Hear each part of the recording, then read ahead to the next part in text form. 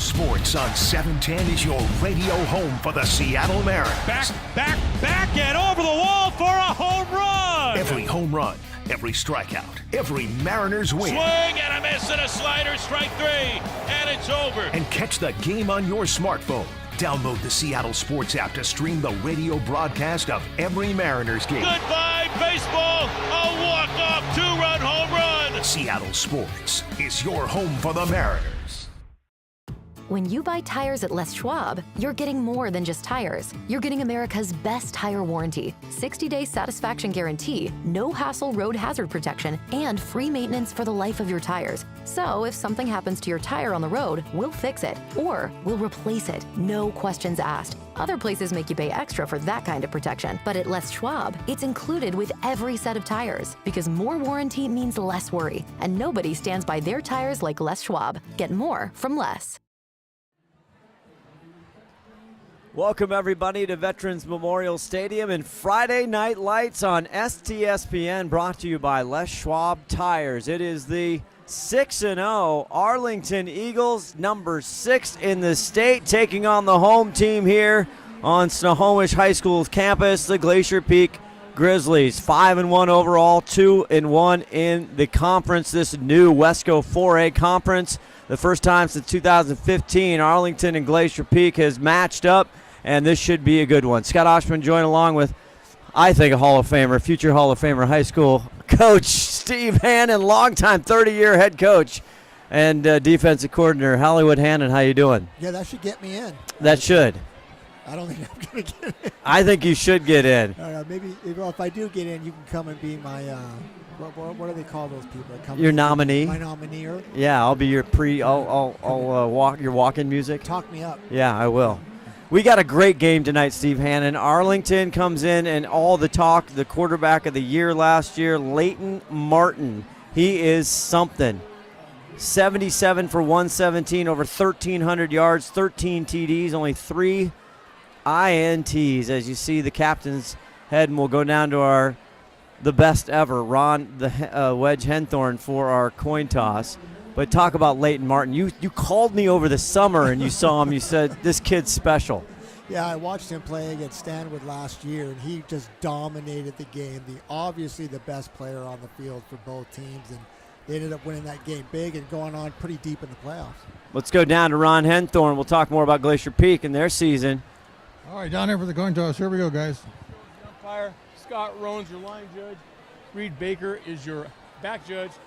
Ross Noe is our linesman. We're happy to be here. We love high school football, and we're glad to officiate this game tonight.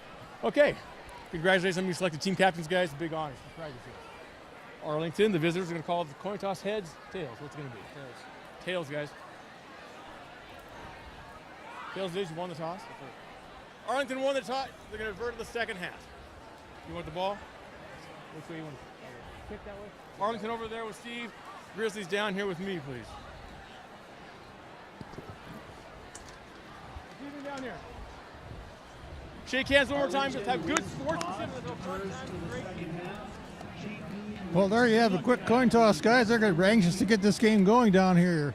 We got the Flying Eagles from Arlington down here and the Grizzly Bears in their den down here tonight. We'll have a good game. Ronnie, it is wet and it is cold. It is football weather here in late October, or middle of the October, I should say. Yeah, Coach Daler couldn't wait for the rain to come.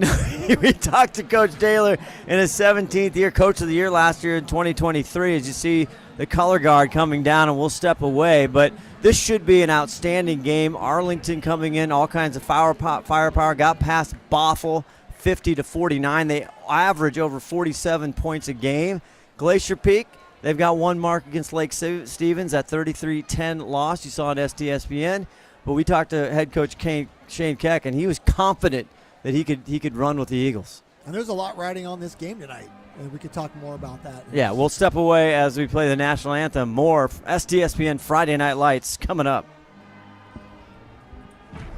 SWCC is an acronym, and it stands for Special Warfare Combatant Craft Crewman. You know, you can stand across from the guy and say, you know what, he's got your back, and you know that's the guy you're counting on. If something goes wrong, he's going to be there.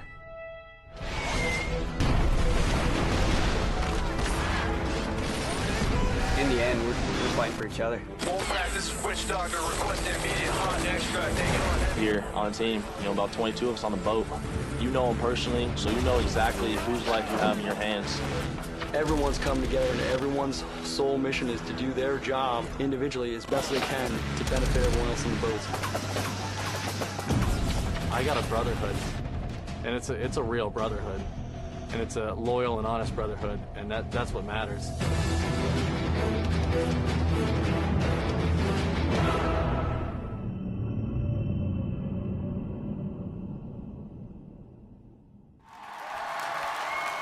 Back here from Veterans Memorial Stadium on the campus of Snohomish High School. Friday night lights, Arlington, Glacier Peak. Scott Ohsman, Steve Hannon, Ron the Wedge Henthorn with you. And Steve, let's go back.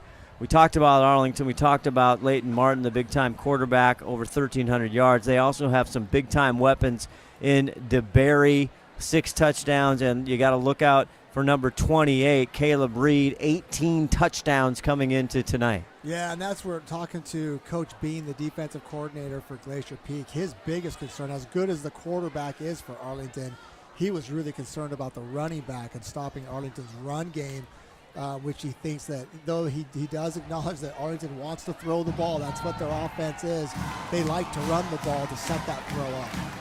In Glacier Peak, the Grizzlies, you see in the home blue uniforms, Arlington and their visiting whites. Glacier Peak, Lucas Entler, the senior coming in, got the start last year. He's had a nice season, 995 yards through the air, 14 touchdowns, 5 interceptions. He's at about a 63% completion rate, and he's got some running backs. They run a little bit more than they pass, and it all starts with the Isaiahs, one being Isaiah Owens in blue. Yeah.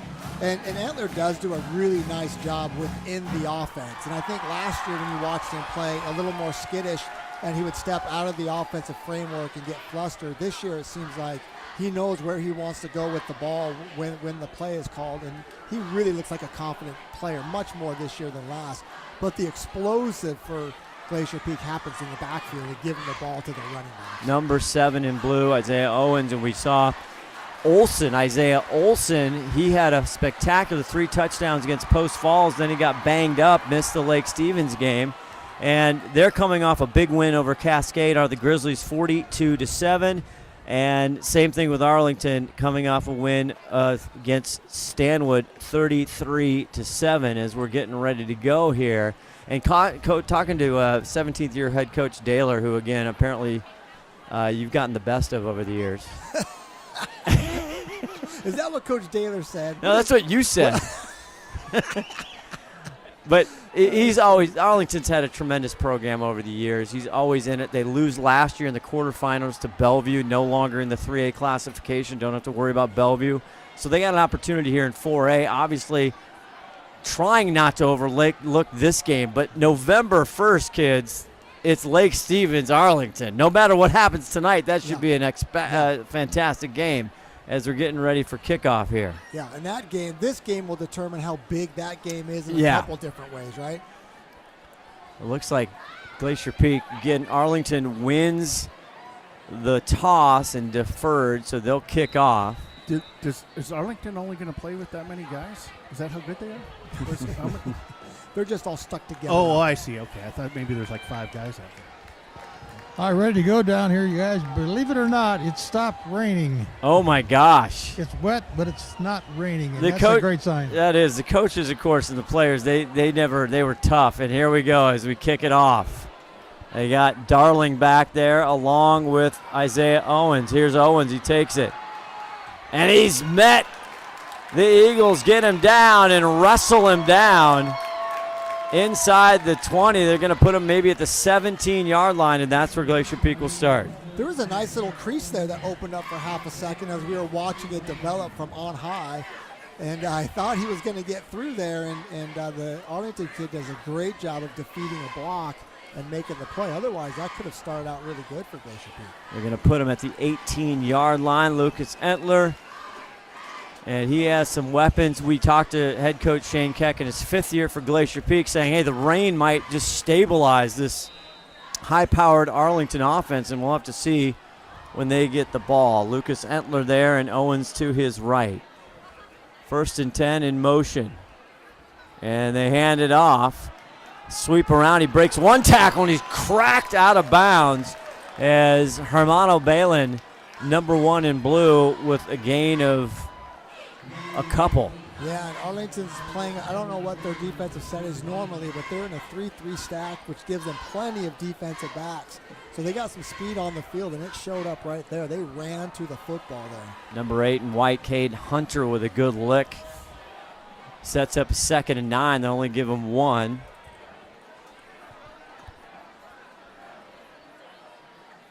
Etler now rolls out. Gets it, is complete. Aiden Larson, the receiver, and that's going to be a Glacier Peak first down. And that's exactly what we talked about pregame and how Etler has come around to be a really good system quarterback, and he just threw the ball exactly on the money who he had to throw it to. The senior Cade Hunter on the tackle for Arlington. Now 1st and 10 at the Glacier Peak 31-yard line. Owens in back. Motion is Larson, number 8. The 6'4 senior. They fake the handoff. Etler looking. Dumps it off, incomplete. And in a game like this, you know, that ball needs to be caught. I mean, Etler did everything he could. He rolled out. He threw it. It's on the money. The Glacier Peak player had the Arlington player to his back. He was going to catch that and run for some yards. That was Fullerton, 39, usually sure-handed. Brings up 2nd and 10. Yeah, we got to keep an eye on that because it is cold out there. I know the rain has stopped, but it's still wet. So, you know, they got to be really secure the ball in weather like this. Etler now spreads it out. Number 10, Michael Darling. Wow, Arlington moving all around on defense. And big Zach Albright on the near side. And they get it off to Owens. He finds a little crease, and he'll get a Glacier Peak first down. Nice nifty moves there. And he is trouble if he gets open space. If Glacier Peak can do that, if they can run the ball successfully, meaning 4 yards or better when they carry the ball, that's the offense that can really derail an Arlington high-flying offense. You keep the offense on the sidelines, get them standing over there cold and wet, and you just control the clock with the ball. Took a couple Eagles to get him down. He's got over 500 yards and 6 touchdowns. Isaiah Owens. 1st and 10 now at their own 43. High snap. It's handled. Etler looking. Has to elude one rusher. Now dumps it off to Darlington. Darlington catches it by surprise, and he'll get a nice 5-6 yard gain. Yeah, that was one of those Russell Wilson. Okay, the play's broken down. Let's see what I can find and look around. And he ended up throwing it to the guy he wanted to throw to start with, just going in a different direction. See if Russell Wilson gets a start this Sunday. That's a talk in Pittsburgh. Yeah, that'll be interesting. 2nd and 5, ball on their own 48-yard line. You a Red Zoner? You watch Red Zone? I love Red Zone. That's all I watch. Yeah, me too. Scott Hansen's the greatest. Yeah, he's really good. Yeah, it's fun to watch. Francis Crocker, 24 in blue now, the running back for Glacier Peak in blue. And there's a timeout. Yes, a timeout, Glacier Peak. We will take one too. Nothing. GP driving on quite a few plays here. We'll come back. STSPN Friday Night Lights brought to you by Les Schwab Tires. In 1934, Bickford Ford opened their doors in Snohomish, Washington, and they've been an active part of the community ever since. So when you're looking for a new Ford truck, SUV, or hybrid, or if you want to take advantage of your current car's value, start at the place you can trust. The one that's been around for 89 years and is Western Washington's #1 volume Ford dealership. Family-owned Bickford Ford on Bickford Avenue in Snohomish or online at bickford.net.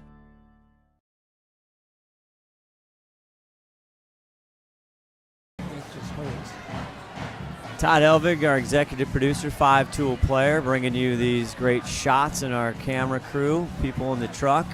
Let's go down. Well, we'll wait for this play. We'll go down to Ronnie. Check in down on the sideline. 2nd and 5. This is cover 0, straight across man-to-man coverage. Glacier Peak ends up going empty. And they're going to Owens long, and it hits the Arlington player, Chase DeBerry. Their stud receiver, also a big-time defensive back. The senior gets in that, and it's incomplete. Brings up 3rd and 5. Glacier Peak got exactly what they thought they were going to get. They called a timeout to set that play up because they saw Arlington in cover, the man-to-man cover 0 on the previous play. And they said, all right, let's get the kids over here. We'll dial up what we want. And they almost hit a big one right there. Just a little underthrown. Let's go down to Ron Henthorn before the snap here, Ronnie. Yeah, you're right, Scott. That was a little bit underthrown. It was a good route, and unfortunate for the Grizzly Bears, it didn't happen. I love the Grizzly Bears. 3rd and 5. As Etler looks over now, trying to. Is this an audible, Steve, or do you think it's just they're changing the play here, or? Well, we'll see. 3rd down. He flips it out. Owens can't hold on. Might have saw number 23, Jace Graham for Arlington, in his eyesight as you take a look at that long throw. Now we're back to live. Yeah, I don't think it was a complete overhaul audible where you completely change the play. I think that they got a look that they were wanting to get, and the quarterback looks at the sidelines and he gives them a specific player that he wants them to throw the ball to. Not that he has to throw it there, but it was like really check hard, and they wanted the running back on the swing route. Just wasn't able to complete the pass. So after a decent drive starting on their own 18-yard lines, they get stalled out, and the Arlington defense does their job. And Aiden Larson back to punt for Glacier Peak. No. And it's over his head. Aiden, let's see, now he just falls on it. Oh, my. Yeah, as painful as that is, it's probably the right play from the punter. You don't want to try to pick that up, get hit, drop the ball, and give up a free touchdown. You want to make them at least work for it. As a former defensive coordinator, how do you feel when you're going to get the kids are going out for the first time, pinned back against their own end zone? Well, I'm not even a defensive coordinator, and the second I saw that ball, my stomach just turned inside. I'm like, okay, here we go, fellas. So here we go. Leighton Martin, number 7 in white, the heralded quarterback. 6-0 Eagles. They couldn't script this any better. Caleb Reed, the senior, behind. He gets the ball. He runs. 5. Touchdown Arlington. And Reed, quick work, one play, 11 yards, and he's got his 19th touchdown of the season. And that's what Coach Bean was talking about before the game. That's what concerned him the most was Arlington's running backs getting positive yards. And you saw a Glacier Peak player up into the gap and almost ready to stop that for a no gain. And the running back with quick feet got loose to the outside and hit the corner. Well, just like that, this is a short drive, one play, 11 yards. And Arlington strikes first, 6-0. On for the extra point, Delfino Grimaldo. It is up and it is good. So with 9:23 left to go in the first, a big special teams blunder for Glacier Peak. It leads to an Arlington touchdown. Yeah. For every generation, it has started with the call to serve. Discovering the purpose and the belonging earned with the title. Learning to dig deep and push through adversity together. Defending our nation and its people. It is a life of great worth and reward. But Marines are never really finished serving. Their commitment comes full circle, visible in communities across our country. This is Semper Fidelis, always faithful, always Marine, marking a path for the next generation.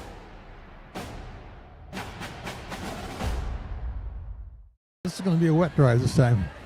You heard the voice around the wedge, Henthorn, giving a weather update. Traffic and weather on the 9s here on STSPN. And the rain has started once again. We were talking to both teams, Steve Hannon, and both coaches like, we haven't played a game in the rain. Yeah. It's the first time we've had a rain game. Neither of them seemed all that concerned about it. They're just like, oh, we're just going to do what we're going to do. We don't change our plan because of the weather. As you see the kickoff, Gudgeon punts it over to the corner. Owens will watch it go by. Looks looks like they're calling it in the end zone. Or did they Is say? it a touchback or out of what? Yeah, it's a touchback. Okay. I couldn't tell if that ball went out of bounds first, which would obviously be a penalty. Yeah. To back them up 5 yards and make them kick it again. So we were talking about the mentality. You've been in this situation over many years. You got to kind of shake that off. Yeah, you got to go out there when a ball goes over your punter's head and your defense goes out there for their first. You want to send the kids out there with, hey, this is what we've been talking about all week, fellas. This is where we get mentally tough. We are not letting them in, and then the first play they get in. So now you need to regroup. But offensively, they moved the ball. Glacier Peak did on their last series, so they must have gained some confidence with that. Let's see how well they execute the offense here. So Lucas Entler, the senior, in one more time. 1st and 10. They'll start this campaign from their own 20-yard line. Isaiah Owens in the backfield for him. Larson in motion. He comes over to the far side. High snap again. Owens gets it. Gets out of trouble. Now breaks it out. Owens. And a nice ad-lib job by Isaiah Owens, and he'll get a Glacier Peak first down. Wow, it is nice having a young man like that in the backfield, that when everything's plugged up inside, you can just bounce it to the outside, outrun the defenders, and get 11 yards. That's a nice thing to have in the offensive backfield. That looks explosive. Speed was his friend. Empty set now for Entler. Trips to the near side. Here comes Owens in motion. Another high snap. Ball, it is caught by Owens, and he'll get across the 35 to the 36. A nice pickup. The snap seems to be an issue tonight.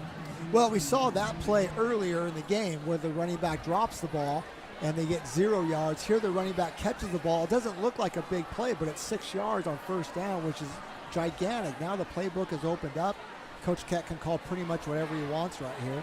I'm suspecting he's going to run the ball here. And we'll see if they can pick up some more positive yards. Owens in the backfield. He'll get the ball. Makes a cut, and he can't get out of that tackle. A great job by number 2, and that's Chase DeBerry, the big-time senior. What a play. Well, you're not kidding. He set the edge. He took on the block. He got off the block and made the play. And there isn't a white shirt anywhere out there. If he doesn't make that play, Glacier Peak might be running for a while. And so number 2, that's exactly how the coaches have taught him to play that. Francis Crocker, 24 in blue, comes in to give Owens a breather and sets up 3rd and 5 at their own 36. Arlington's been shifting a lot on defense. They start in a 4-man front, and then they shift back into a 3-man front.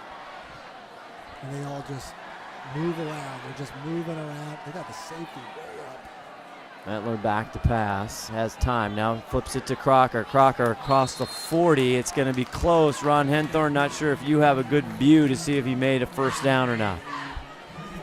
Can't tell yet, we'll see in a minute when they put the ball down. So it looks like he made it from where they spotted it on the far side. And they just gave the sign. As we can see now in the camera, the rain coming down a lot harder, Ronnie. And just, and again, it's wet. It's wet. You can see it coming down. Larson in motion. Another high snap. Entler gets it. Crocker just right up Broadway, and he'll be met with a bunch of Eagles, and maybe they'll give him 2 or 3 yards. And 3 yards is an effective first down play. You're not losing yards, you're gaining yards. And up front, it looks like Glacier Peak is able to move the Arlington front a little bit. And now you got a 2nd down and 6. Look, I got to tell you, Lucas Entler, and I don't know, Ronnie, you're right down on the field. He's done a great job just catching these snaps from Monaro, who for some reason he's been a great center all year long. I don't remember. We've done a few of their games. Haven't seen him having this the issue. He's coming in hot. Maybe the wet ball has a little bit to do with that, but it's cold out here too. Big shift there, 2nd and 6. Owens gets the carry. He's trying to get out of one tackle. DeBerry had him, and help is on the way. with number 8, Hunter, in there as well for Arlington. Sets up 2nd and 6, no gain. And now 3rd down and 3. Or excuse me, is it 3rd? Yeah, it's 3rd and 3. With Check that. After that play right there, and that's 2 run plays, and you're 3rd down and short for a 1st down right around midfield. Now you start thinking, are we in 4th down territory yet? Are we getting close to that? So let's see what Coach Keck is thinking. Do you want to throw for a 1st down, or are you going to try to run it for the 1st down because you know you have another play? And if you don't get the 1st down. Looking over now, shot clock down to 9, or play clock, I should say. Owens there. They have Olsen, Isaiah Olsen on the far side. He had 3 touchdowns against Post Falls. Entler with time. Now he's got to get rid of it, and he tips it up, and it's caught in bounds. It's intercepted. What a play by number 22, Trey Haynes. Oh, my. And Entler's just trying to throw the ball out of bounds. He knows the play's over, and the defensive lineman tips it, and it lands right into the arms of the outside linebacker. Oh, I want to give credit to the defensive lineman who tipped that, and what a great job. Tiptoe inbounds. Yeah, I mean, just really athletic play by both of those kids, and it sets up Arlington on Glacier Peak side of the field. That was an NFL 2 toes in. Yeah, you're exactly right. That would have been good at any league. 6th interception for Lucas Entler on the year, but once again, Arlington in great shape, field position now in the GP 48. Martin, shovel with the handoff, fumble, ball's down, and it's Glacier Peak football. So just like that, Braden Scrappert, 15 in blue, the senior comes up, and it's a big play. And that's just how fast these things can change. You know, a couple of bad things happen, but you got to send the kids out there with, all right, here's an opportunity to play some great defense and shut them down and get some momentum, and then you get the ball back. He never got the handoff. The ball is slippery, it's wet, it's cold down there. Their offense has not been on the field very much this first quarter, so all of that plays in a factor when you're just handing the ball off, which it seems that rudimentary. There's actually a lot that goes into that. Just catching the snap from shotgun. You see it once again here. Yeah, I don't think the exchange to Reed ever really was concrete. Seemed a little high. So 1st and 10 now on the Arlington 48-yard line. Their first time being in Eagle territory. Larson shifts, number 8 in blue. Entler, high snap again, back to pass. Now he's got a rusher. He eludes that. Entler now this time he safely throws it out of bounds, and they'll redo it 2nd and 10. Arlington's defense is doing a good job of getting through the offensive line. At least one of the kids in white shirts is getting through and causing Entler to get off his spot. And in that particular time, he rolls right, and there's no blue shirts to get the ball to. His only choice is to throw it out of bounds, which is what he tried to do in the previous play that got tipped. 2nd and 10 on the Arlington 48-yard lines. Darling switches places with Larson. Albright 18, the 6'4 senior there. High snap again. This time rolling. Entler trying to tuck it, and he reaches out, and we'll see where they spot it, maybe a couple. You're right. Those snaps aren't just high. They're coming in fast. I'm telling you, he is doing a great job just to grab them down. And, I mean, you can see the rain on the monitor now is really falling out there, and that's not making things easy to catch those snaps. 3rd and 8. Gain of a couple. And how well are they keeping these balls dry on the sidelines? That's up to the coaching staff on the side. Entler now with Crocker. They're going to go to the air again. Crocker secures it safely. Can he get a 1st down? He's chopped out of bounds there by number 5, Ellie Ray. I think he's under 45. Let's see what happens. Yeah, they're going to move the chains, Ronnie. It's Eli Ray. They're going to go faster, I think. Glacier Peak is looking to up-tempo a little bit. 1st and 10 now on the Arlington 36-yard line. Fakes it, now gets it off to Albright. But a great play again by DeBerry right there. Read the book, and he knew exactly what the ending was going to be. There was a tunnel screen set up, and he just, by himself, with the penetration, blew up that screen, and Glacier Peak ends up, they still end up gaining a yard somehow. I don't know how they gained a yard right there, but that was a great play by the Arlington defensive back. 2nd and 9 now on the 35, just 3:51 left to go in this first quarter. Arlington scoring quickly on a 11-yard run from Reed, getting the ball after a muff punt. Here's Owens. Owens has to take some time, and Arlington's defense gets in the backfield, takes him down. Big number 45, Alex Cunningham, the 6-foot senior. Yeah, this is old wing T buck sweep action, upside, cut up into the hole, and picks up 3 yards right there and sets up a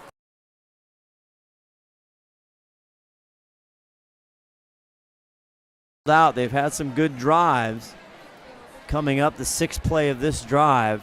Well, both times Glacier Peak has had the ball, they've driven the ball. They just haven't capped off yet. Maybe we'll see a different outcome in this drive here. But probably in 4-down territory here too, I would think. Crocker to the left. He goes out. Entler back to pass. Has time. Now getting rushed. Improvising.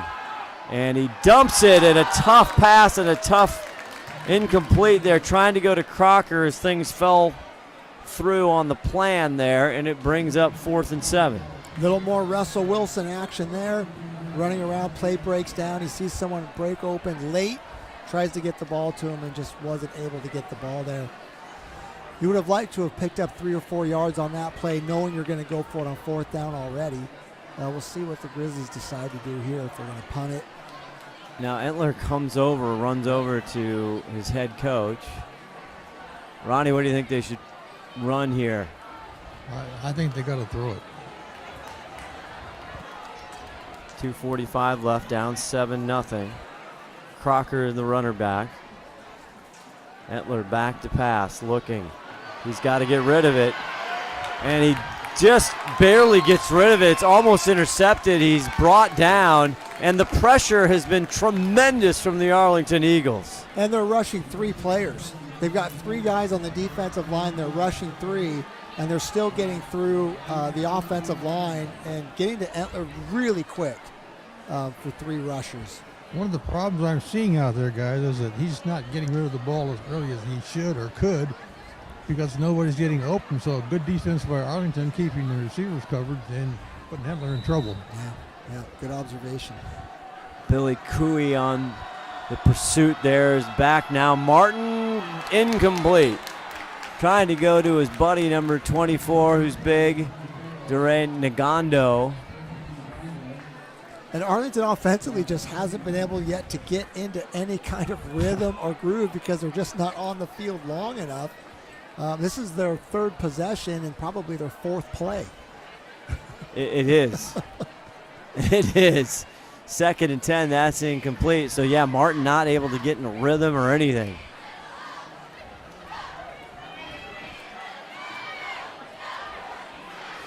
So one more time, they fake it. Now he rolls out, he dips it, it is caught.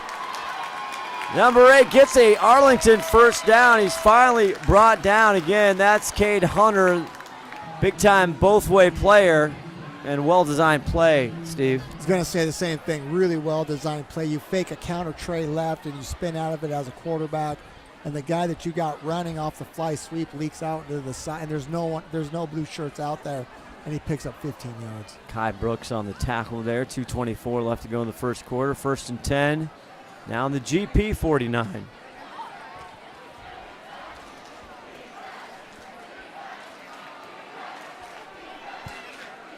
Hunter in motion. They flip it now to the big fella, and it's bottled up by GP. Good job by the defense that time, as big Reed not able to do much. Number 39 for Glacier Peak. Folk does a great job of setting the Fullerton just sets the edge. That's his job. You see a pitch, a toss to your side, or you see a fly sweep coming to your side. Your job as an outside backer is get up the field and cut it off. Make sure to turn it in, and he ends up making the play. You see the steady rain now. 2nd and 11. They'll get a loss of 1. Martin hands it off. Reed Up the middle, still on his feet. Finally taken down, short of a first down. Yep, and there's the counter tray coming back again, and instead of spinning out and dumping it into the flat, they actually give the ball to the back. It's well blocked. It's well defended. They just pick up, 5 yards or so, and now it's third down and 4 or 5. Fullerton there on the tackle once again. 3rd and 4, and the rain just hammering down now. Layden Martin, first time he's going to throw tonight. Now he thinks better of it, rolling. There's a holding penalty, I think. And he runs out of bounds here. I don't know if he even got to the first down marker. It looks like he's short. I think it's coming back anyway. Yeah, there is Laundry. Yeah, 22 gets held on the end right there. And saw a little bit of the shake and bake there by Layden Martin, the quarterback. But, talking to Shane Keck about the weather, he was, he thought maybe this could slow down this 47 points a game offense by Arlington. And we're down to the end of the first quarter here. They have 7 points, because Glacier Peak gave them one there at the 10-yard line. But besides that, this game's been pretty competitive. I think Glacier Peak's been able to move the ball, and Arlington just hasn't been on the field on offense. Here they walk it off. Those holding penalties are hard to overcome at any level, but when it's third down, it makes it really tough. So now makes it 3rd and 14. That puts you in a situation where you might have to punt, right? You don't get the first down here, so. Reed, the running back. Martin takes the snap. He's going to go for the first down. He's got an open receiver, but overthrows DeBerry, and it sets up 4th down. Good coverage by Glacier Peak. And I think it's the first time we've seen a little bit of pressure from Glacier Peak tonight. They brought an inside linebacker in accordance with the outside linebacker, and they got somebody free there, and the quarterback had to throw it a little sooner than he wanted to, I think. I was a little surprised that he threw it on that pass that way, because he had a couple guys open. He didn't look this way to his left, so interesting. Quick kick. Martin kicks it into a back of his own player, and the Glacier Peak recovers. Oh my! 67 in blue, Antonio Cherez. Watch this, Steve. This has been just a comedy on special teams on both sides of the ball. Both teams just giving the other team every opportunity to be successful. That one just must have surprised the kid right in front of him for sure. Absolutely. And it was a block punt, except it was blocked by an Arlington player. Right, and it was Reed, I believe, 28. Yeah, that was a surprise for that young man. The possessions have gone back and forth, yet nobody can get inside the red zone except that turnover. So Etler back at work. This is fun. 1st and 10, now on the Arlington 41. Crocker dives forward. He'll pick up a nice 5 yards. Yeah, and at some point as a coaching staff, you just think, hey, this weather is causing more havoc than we thought. Let's just give it to our power back, and let's get 4 yards, and let's just keep doing that. And Etler again has to take a snap, this time low. They got Etler moving up and down and all over the place tonight. I think the center over-adjusted his trajectory. Yeah, we'll see if they get this play off before the quarter.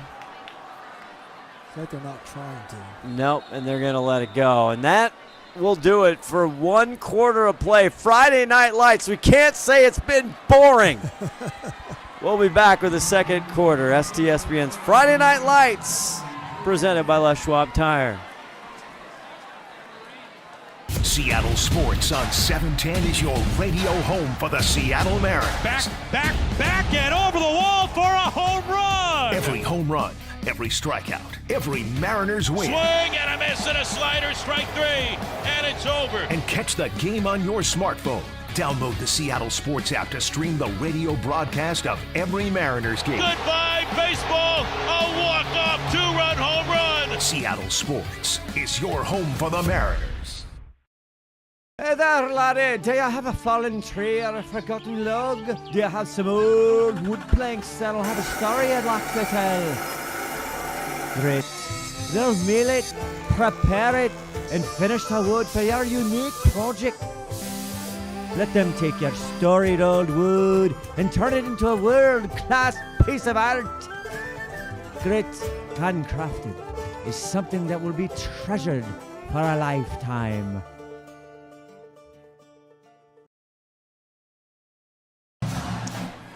Welcome back. We started the second quarter, and just a reminder, STSPN's new media partner this year, SeattleSports.com. You can listen and watch tonight's game on the Seattle Sports app and SeattleSports.com. Download it today. And GP, 2nd and 6. Entler hands it to Crocker. Crocker, he will bumble forward, and see where they're marking it. It's right on the marker, right on the line, and he's going to call it a first down. Well, I like this. I like with Glacier Peak running the ball straight ahead in this weather and picking up a first down on 2 carries.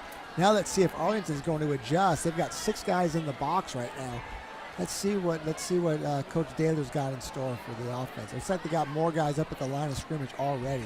Look at all the white shirts at the line of scrimmage. Big motion there.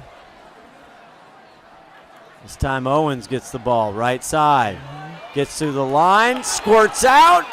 Still on his feet, brought down, but another Glacier Peak first down, and they'll get down to the 20. And another really well-blocked play. They're bringing a guy from the backside to seal off the backside on the zone. So there's really nobody left to run the play down from the backside, and they pick up another 10 yards. And if you saw number 50 on your screen, fill it up. That's Billy Cooey, 6'6", 255 senior. That's 2 fridges, 2 freezers, and a Costco card situation. That is a Costco card situation. He rode him right to the ground. Unbelievable play there. 1st and 10 now on the Arlington 20-yard line. Owens, the running back, 7 in blue, to the left of Entler. He gets it to Owens. Owens drives it to the outside, trying to make a miss, and the ground gives out. And a good pursuit there by Big 4 Jake Willis, the 6'2 senior. And Arlington, number 4, the defender does a great job. It's a little counter. They're coming back towards him, and he sets the edge and does not give it up. And he did trip in the turf, but the reason why the back tripped is because the defense is in the right place, and there's nowhere for him to go. Great job by the Eagle defense right there on that play. Brings up 2nd and 9. Gave him a yard.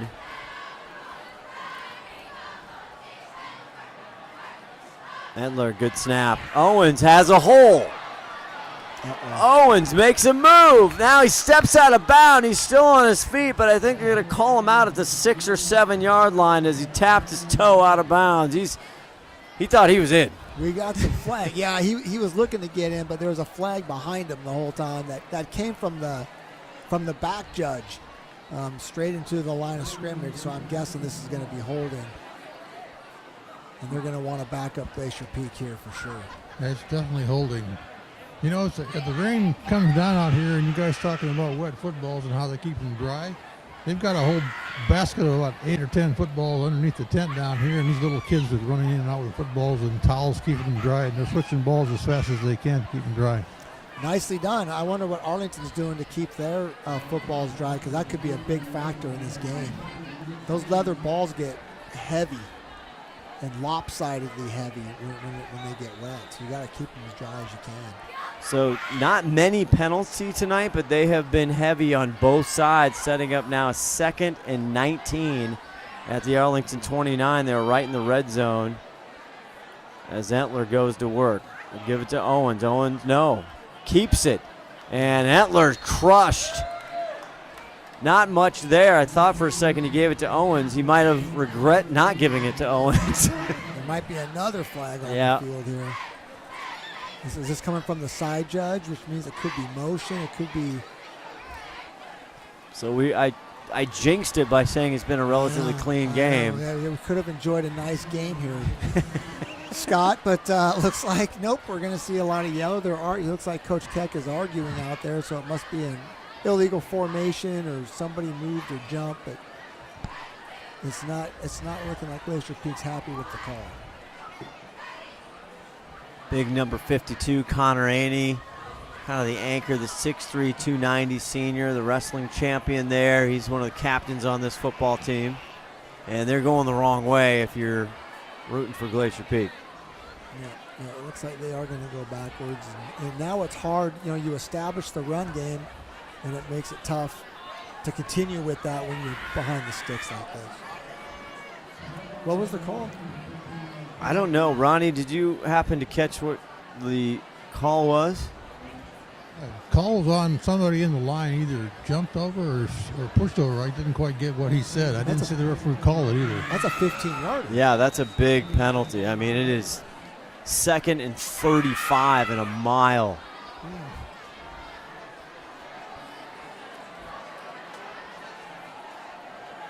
Larson moves over, fakes the handoff. They get it barely to Furlington, and Arlington's right there, and talk about a wrestling move. And now there's chippiness. They didn't like how that went down. Flags are flying.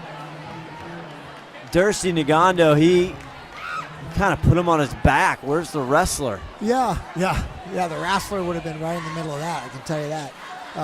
But yeah, that looked like a good play by Arlington. Again, they're ready for these tunnel screens and these quick screens that they've been working on it this week. And then right at the end of that tackle, we got a little suplex action. Yeah, that's what I was. Yeah. And it looked like 52 for Glacier Peak took exception to watching his teammate get suplexed. Yeah. And so that's going to get called on him, I think. Oh, we see it. Oh, and there's Big Aney. Aney's like, hey, don't do that to my boy. So now a personal foul. I mean, it was 2nd and 35. We'll see what we're into now. Ronnie, things seem to fall apart here on the Glacier Peak sideline as well. Yeah, that was a rough tackle there that number 24, whoever that was, that took him down. And the GP Grizzly Bears didn't like that. Hey, Coach, how do you get mad at that? Yeah, that's a tough one, right? And that's what Coach Keck is arguing down there is hey, that was a suplex on our kid, and that's not legal, and our kids are just reacting to that. So you just say, understand why you did it, but look what happened, which cost us 15 yards, Well, because don't you want to think that your kids are standing up for each other, right? Because that's a brotherhood. Yeah. If you not condoning that play, but I'm just saying. And that's how you handle it as a coach. I'm not condoning, you attacking a player from the other team, but I completely understand why you did it. But look where it put us. So we need to do better. We got to keep our cool. And I think this is the most yards I've seen for a third down. This is crazy. 3rd and 51 yards as there's a timeout on the field. We'll step away. You're watching Friday Night Lights on STSPN.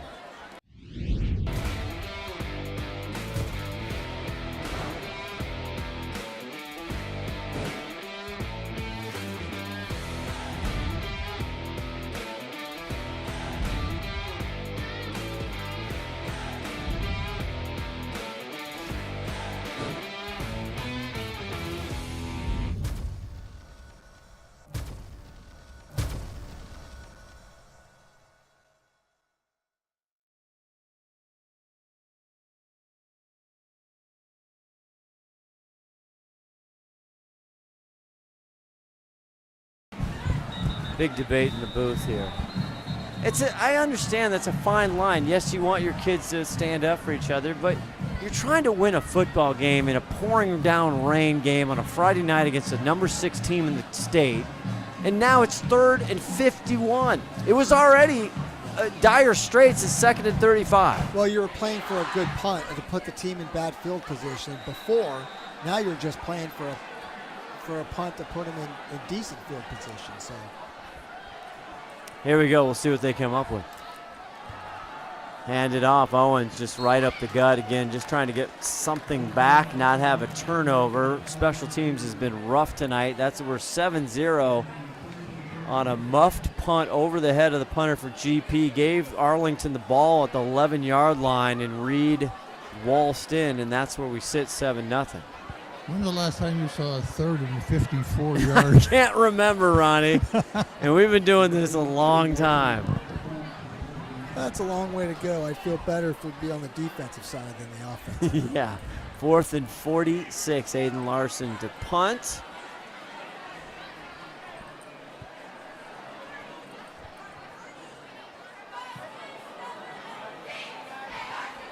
Jake Willis and then Hunter back there. They're going to let it roll around the 20-yard line. That's a good punt. A good snap, good punt, and that was the best Glacier Peak could have hoped for right there. Now Arlington gets to come out and actually drive the ball, run their offense, which we haven't been able to see very much of in the first half. Glacier Peak got a good stop on the last time, and then the punt blocked into their own player, and so they gained the ball. But nobody's really taken advantage, other than the first touchdown by Arlington, of these turnovers. Correct. Haven't really hurt either team. 1st and 10 now from their own 19-yard line. Martin fakes it, and he throws it down as a dart, incomplete to DeBerry, and that one looked like it was angry. There's a little RPO right there, right? Yeah. So they're going to run the ball or throw the ball. It's up to the quarterback. The offensive line and all the receivers think that it's pass. The running back and the quarterback, the running back thinks it's run all the way. And then the quarterback decides to give it or pull it, and he pulled it, and then he just threw the nose of the ball right into the ground. Brings up 2nd and 10. They'll try one more time. Leighton Martin hands it off. Reed, left side, has work, and he finds an Arlington first down, and they still can't get him down. The big fella, he is a load. And that's the first time we've seen him get loose, and Coach Bean was really concerned about the running backs at Arlington. They are big, strong, they are shifty, and they are powerful. And, that was a quick 12 yards right there. Sure was. 8:23 left to go in the first half. Arlington up 7-0. Looks like Coach Keck is down there talking to the official. And you can see the rain just absolutely coming down hard. We really haven't seen, again, Martin throwing over 1,300 yards. This time he flips it out and it's complete. Makes a good move. And another Arlington first down, Eli Ray. Yeah, I believe that's one of those deals where the coach gives the quarterback, if he come out, you see a slot receiver and he's uncovered, I don't care what I called, you just throw it to him and get our yards. And I think that was the first Arlington completed pass. Ooh, you might be right. Might be. We'll check with our statistician. Where are they? They're okay. in the truck. 1st and 10, 42. Reed. And he'll carry some Grizzlies 5 yards, and now Arlington tried to get in some rhythm. We talk about Hannah, they really haven't had a chance to get in rhythm. Yeah, no, exactly. In Glacier Peak, we saw them get into some rhythm running the football in the last drive, and now we're seeing Arlington doing the same thing and then throwing a little bit off of it, which is what their offense is built on. And right now it looks like they're in execution mode. Martin, Reed. Nice tackle there by the defender. And that time the running back didn't even get touched or was around a blue shirt till he was 4 yards down the field. So this is exactly what Arlington wants to do. 22, Noah Green there, the first Grizzly there to get him down, which is a tough tackle. Antonio Cherez there to clean it up. Yeah, you got to play with some courage to get this kid on the ground. Big play here, 3rd and 2. Right at the mid-stripe. Reed goes to work. He's got an Arlington first down. Inside GP territory, inside the 45 to the 44. Absolutely, you give it to Big Reed. Yeah, and Arlington does a good job here of getting an ace formation and spreading the 3-4 defense out and then just running up the middle where it's 5-on-5 and just need a little crease to get a couple yards. Reed looked like he was just digging holes there, looking for somewhere to push the pile. Yep. 1st and 10 here for Arlington. Fake it, now he catches a Reed, and he's hit hard! And again, Noah Green, the junior, 6-foot junior, comes in and a great tackle. It's a great job by that young man playing inside linebacker, not getting fooled by the fake to the fly sweep and pulling him out of position. He knows that that's not his play, and he stayed where he was supposed to play, and he tackles the running back for, what is that, 3-yard loss? Yeah, 2nd and 12 now. Great play by that young. Who's 22 for Glacier? Noah Green. Noah Green. What a great play. Good job, son. Way to pay attention during the week. Just a junior. Coach Hannon, he'll reward you for paying attention in the film room. 2nd and 12. Martin now back to pass. just gets rid of it. Boy, a dangerous pass. It falls to the wet ground, and 3rd and 12 coming up. Well, you get 2nd and 12. Now as a defensive coordinator, and Coach Bean decides, hey, it's 2nd and 12. We think we're going to get past here.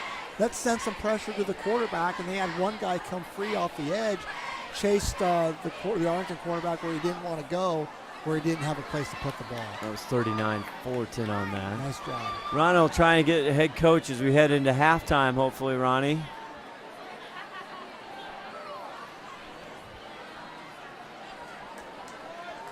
We'll see here. 3rd and 12, big play on this drive.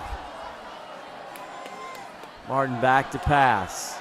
Now gets it off, in and out of the hands, trying to go to DeBerry, and it just, they cannot, just a little too much sauce on that one. It puts them at 4th down. This is why I always love to coach defense, because Coach Bean sends a blitz there. Daler's got the perfect call with that middle screen, and it's going to go, but you still got to throw and catch it. And they drop the ball, and it's a win for the defense. Now let's see if we can get a punt off here without any. Yeah, let's see if we can get any going on. And a high snap, but he goes back and he gets it, and he gets off a clean, and that's Jake Willis. A good punt inside the 15. It's still rolling around the 12-yard line with 5:09 left. A lot of punches thrown here, but nobody's really taking advantage. 7-0. And so we'll see what happens. I think we're going to stay here as Glacier Peak comes out. Another chance to let me tell you about the SeattleSports.com and the Seattle Sports app. Listen to Brock and Salk, Bump and Stacy, Wyman and Bob on demand, plus live play-by-play of the Seahawks Mariners and select STSPN Friday night high school football games. So download the Seattle app for iOS or Android in your app store today. Happy to have Seattle Sports along with us this year. 1st and 10 at their own 13. They get it to Crocker.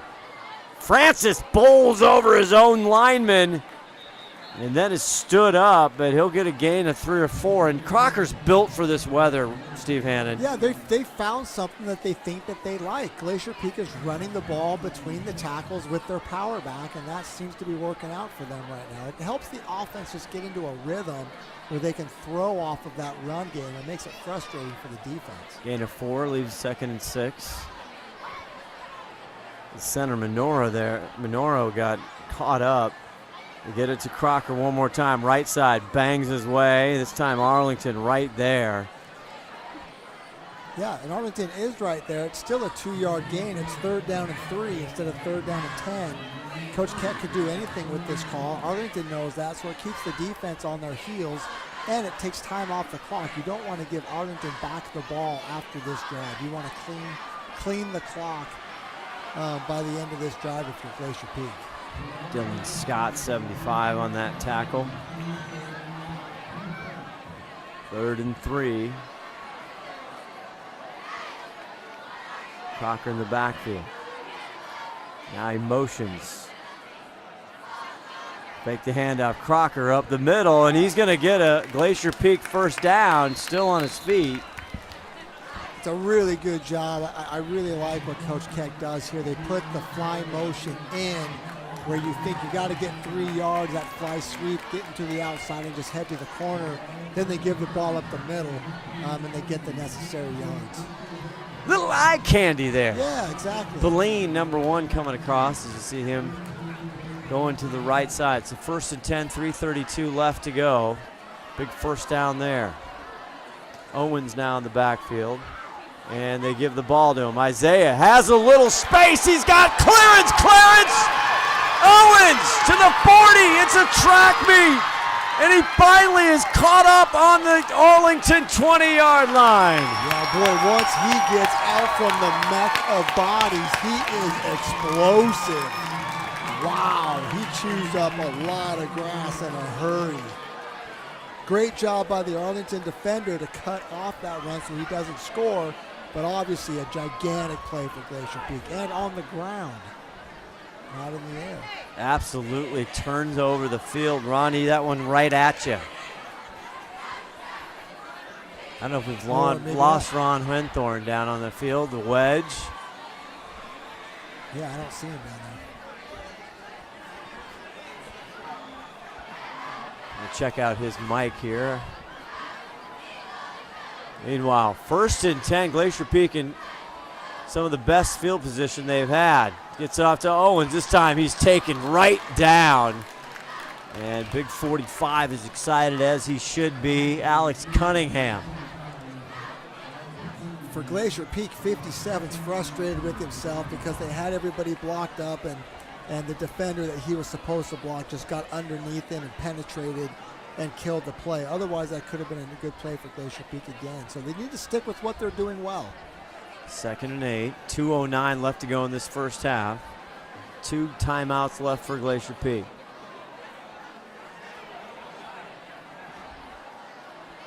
Get it off to Crocker. Crocker makes one guy miss to the 5, and he's brought down there. A touchdown saving tackle. Great play by Darcy Nagando there to bring him down, or that was a Glacier Peak touchdown.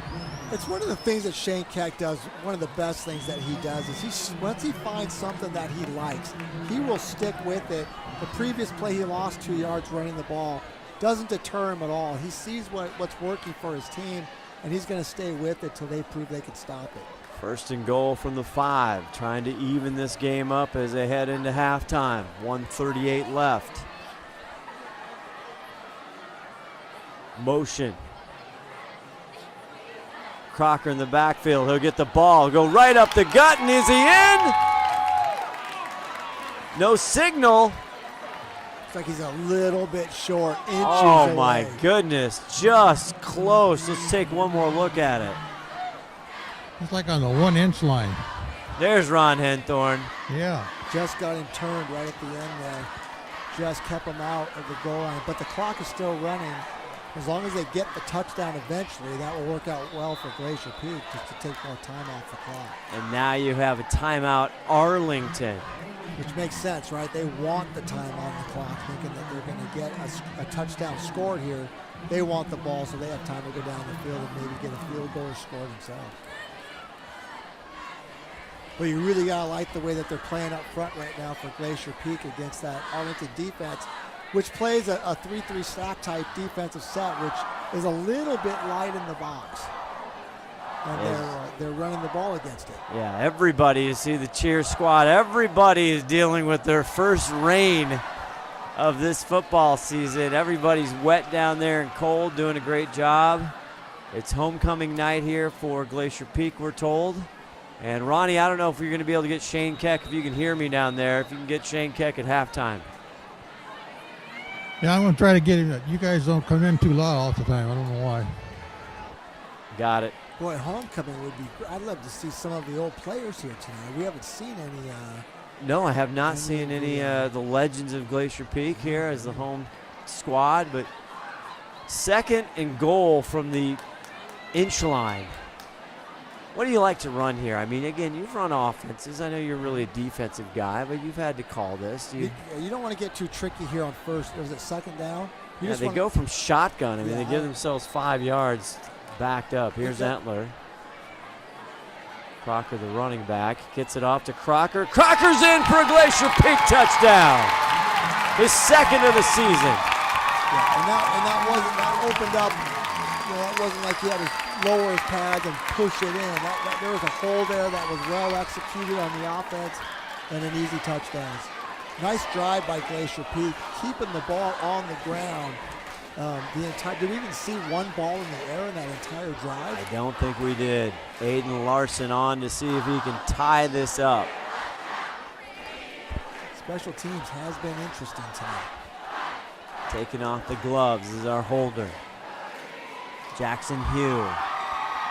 It is up, and it is good, and we are all tied up with 55 seconds left to go in this first half. Great job by the holder on that one. That ball comes skidding across the wet grass, and he picked it up and set it up perfectly. Maybe he wants a T-shirt, Ronnie. We've done it before. He needs one. We'll be back for the last 55 seconds. No, I guess we're going to stay here. Todd Elvig telling me we're going to stay here. Oh, we got the cheerleaders down there doing push-ups in the rain. smiles. They're on their tough. faces. They're tough. Band making its way out here on a rainy, cold Friday night. I guess fall's here. Everyone's in on this game. This is hurting your golf game. Yeah, Coach I'm not playing golf anytime soon.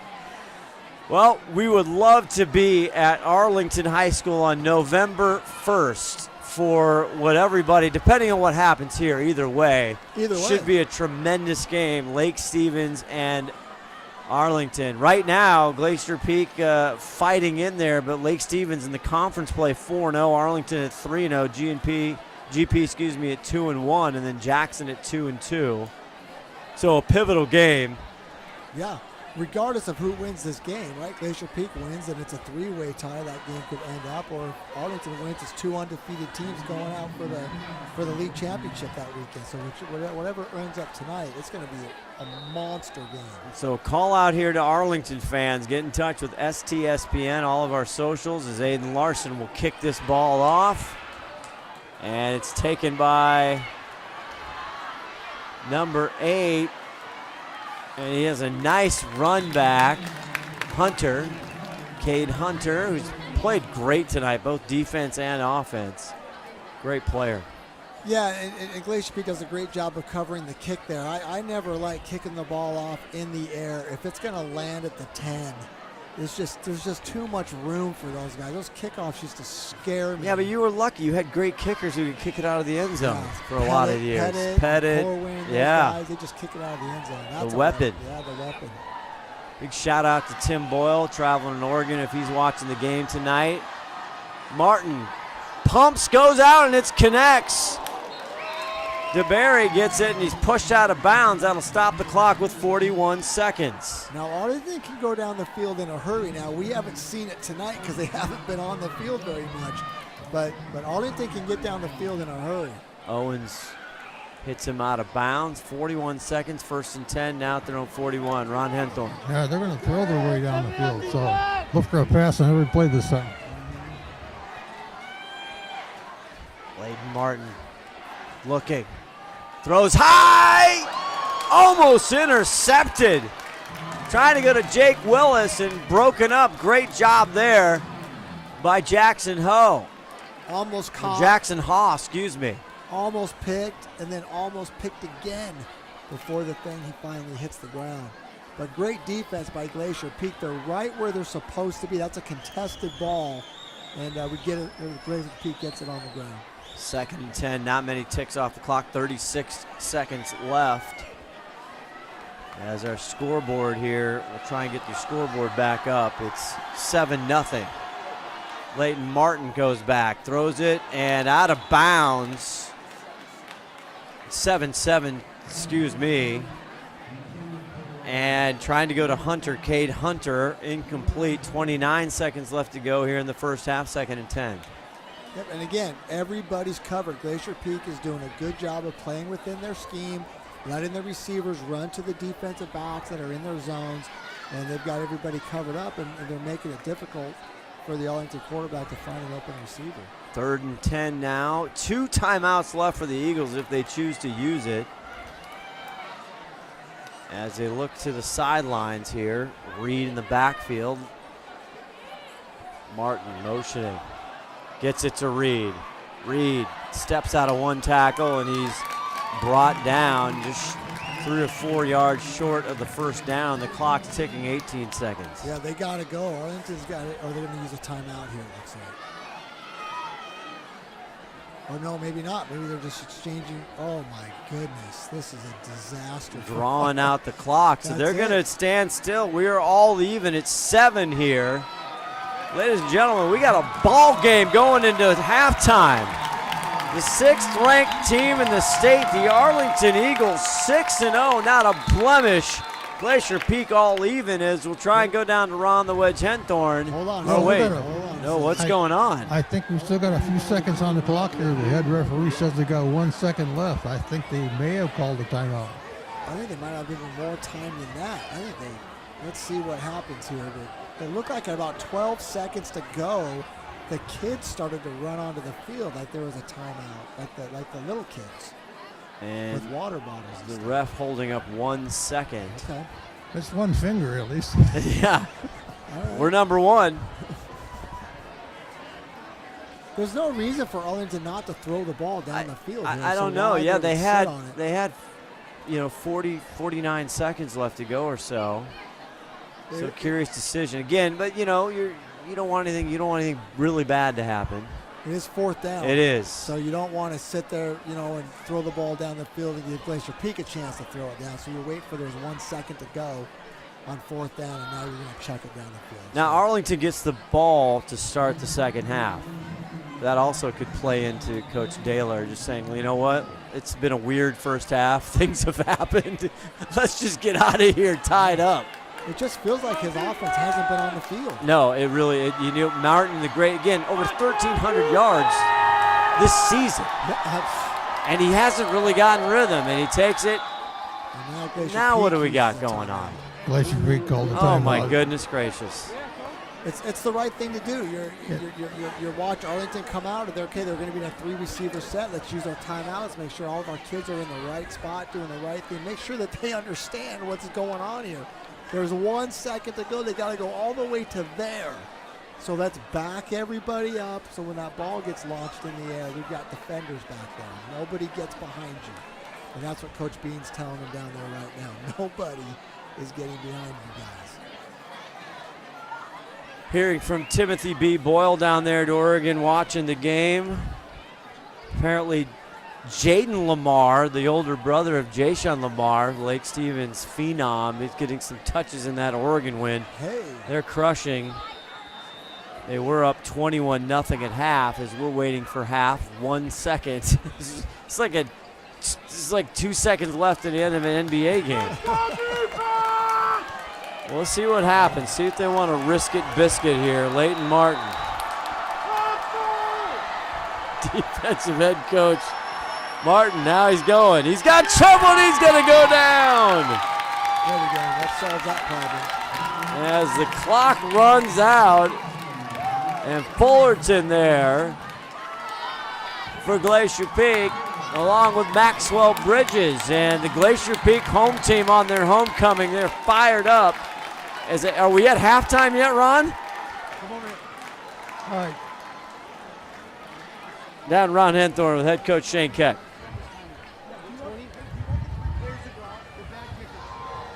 They're getting some administrative. Down there with Coach Shane Keck. Shane, a funny first half game here in the rain, but you're in this ball game all the way, man. Yeah, I thought we had some tough breaks in that first half. Took us a little bit to settle into what they were trying to do. I'm excited about what we're going to do in the second half. Any adjustments you think you need to make? What's that? Adjustments? Yeah. Yeah, I think, that's what's great. Halftime, you get to go do that. Homecoming's a long halftime, so hopefully we'll get all the right adjustments. All right, good luck in the second half, Coach. Good to see you out here. Thanks a lot. Thank you, Ronnie. We will step away. Halftime here, all tied up 7-7. Do not go anywhere. We got homecoming festivities as you see the legend, the man, the myth, Ron the Wedge Henthorn. If you haven't heard that story, it's a good one. We might tell it, we might not. You never know. Shane Keck doing some KRKO with the great Steve Willits. Right there, we'll be back. STSPN Friday Night Lights presented by Les Schwab Tire. Halftime 7-7. When you buy tires at Les Schwab, you're getting more than just tires. You're getting America's best tire warranty, 60-day satisfaction guarantee, no hassle road hazard protection, and free maintenance for the life of your tires. So if something happens to your tire on the road, we'll fix it, or we'll replace it, no questions asked. Other places make you pay extra for that kind of protection, but at Les Schwab, it's included with every set of tires, because more warranty means less worry, and nobody stands by their tires like Les Schwab. Get more from Les. In 1934, Bickford Ford opened their doors in Snohomish, Washington, and they've been an active part of the community ever since. So when you're looking for a new Ford truck, SUV, or hybrid, or if you want to take advantage of your current car's value, start at the place you can trust, the one that's been around for 89 years and is Western Washington's #1 volume Ford dealership. Family-owned Bickford Ford on Bickford Avenue in Snohomish or online at bickford.net.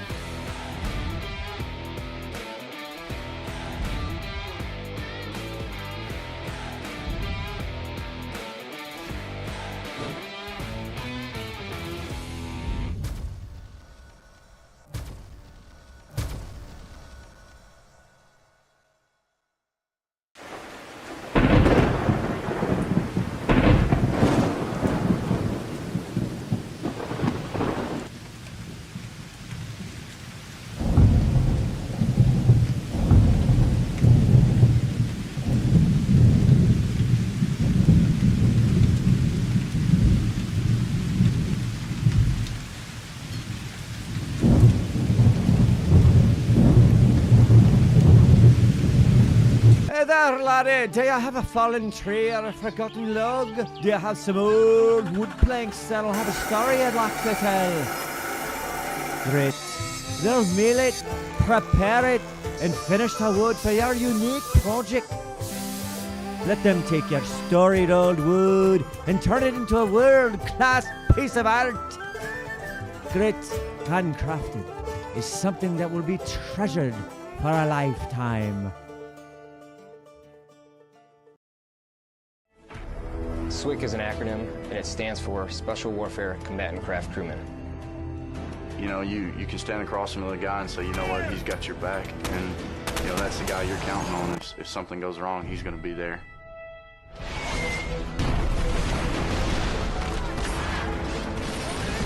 In the end, we're fighting for each other. Full practice, switch doctor, requesting immediate hot extract. Take it on. Here on the team, about 22 of us on the boat.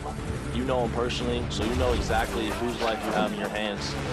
Everyone's come together, and everyone's sole mission is to do their job individually as best they can to benefit everyone else in the boats. I got a brotherhood, and it's a real brotherhood, and it's a loyal and honest brotherhood, and that's what matters.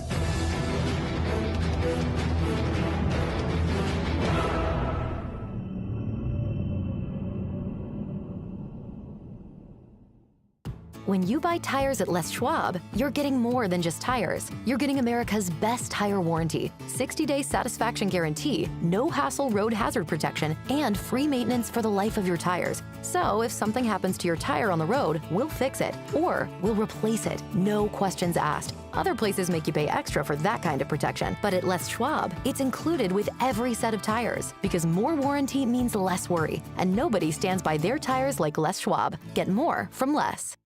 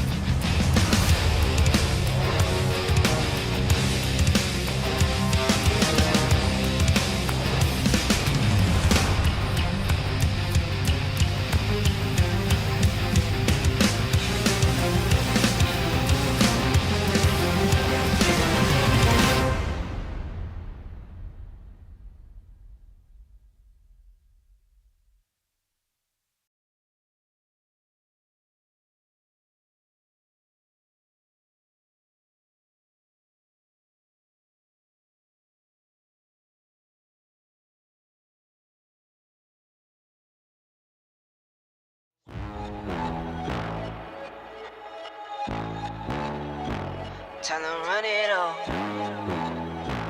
I wake up. Yeah.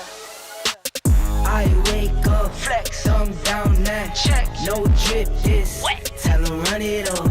No sleep, no rest. Might crash, might wreck. But first I stretch. Time to run it all. I wake up, flex, thumb down now, check. No drip, this, tell them run it up. No sleep, no rest. Might crash, might wreck. But first I stretch. Tell them run it up. 9 out of 10 roll through my hands, I'm by my lonely. Turn to a savage, now my baby wants to hold me. I love my fans, don't need no friends, I got my homies. Thought I could trust you, I find out you tried to zone me. I'm number 1 up on that court, I'm Nick McGrady. The first one in, the last one out, can't call me lazy. Put in my hours, send the invoice and they pay me. I need 6 rings like MJ and Tom Brady. I wake up, flex, thumb down now, check. No drip, this, tell them run it up. No sleep, no rest. Might crash, might wreck. But first I stretch, tell them run it up. I wake up, flex, thumb down now, check. No drip, this, tell them run it up. No sleep, no rest. Might crash, might wreck. But first I stretch, tell them run it up. Y'all gon' make me take that trip way out to Europe. I call up Nigeria, come through in a hurry. Those London boys don't come to play, you should get worried. One false move, find yourself, they getting buried. Dance with the devil, used to love playing those games. Made some bad decisions that brought my mama pain. I made a promise to her, swore that I would change. I'm on the come up, bet I live up to my name. I wake up, flex, thumb down now, check. No drip, this, tell them run it up. No sleep, no rest. Might crash, might wreck. But first I stretch, tell them run it up. I wake up, flex, thumb down now, check. No drip, this, tell them run it up. No sleep, no rest. Might crash, might wreck. But first I stretch, tell them run it up.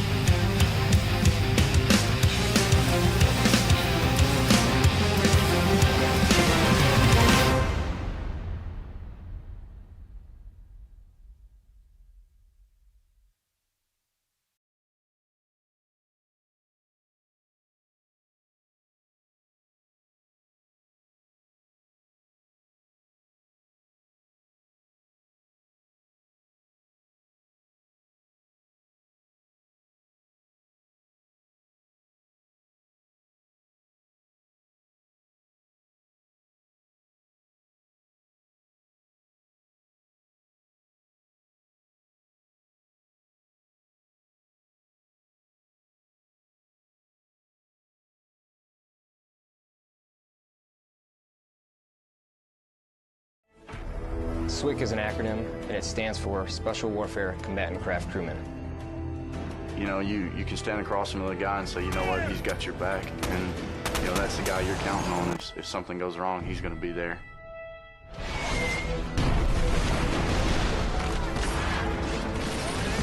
In the end, we're fighting for each other. This is Witch Doctor requesting immediate hot extract. Here on a team, you know, about 22 of us on the boat. You know them personally, so you know exactly whose life you have in your hands.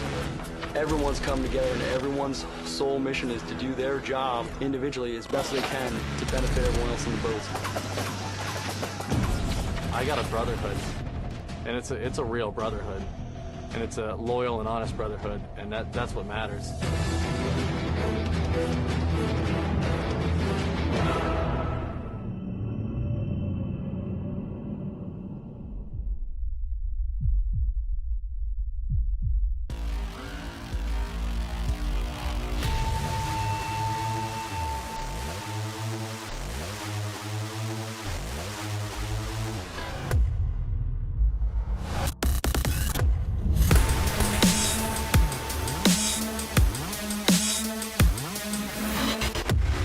We're not here to take part.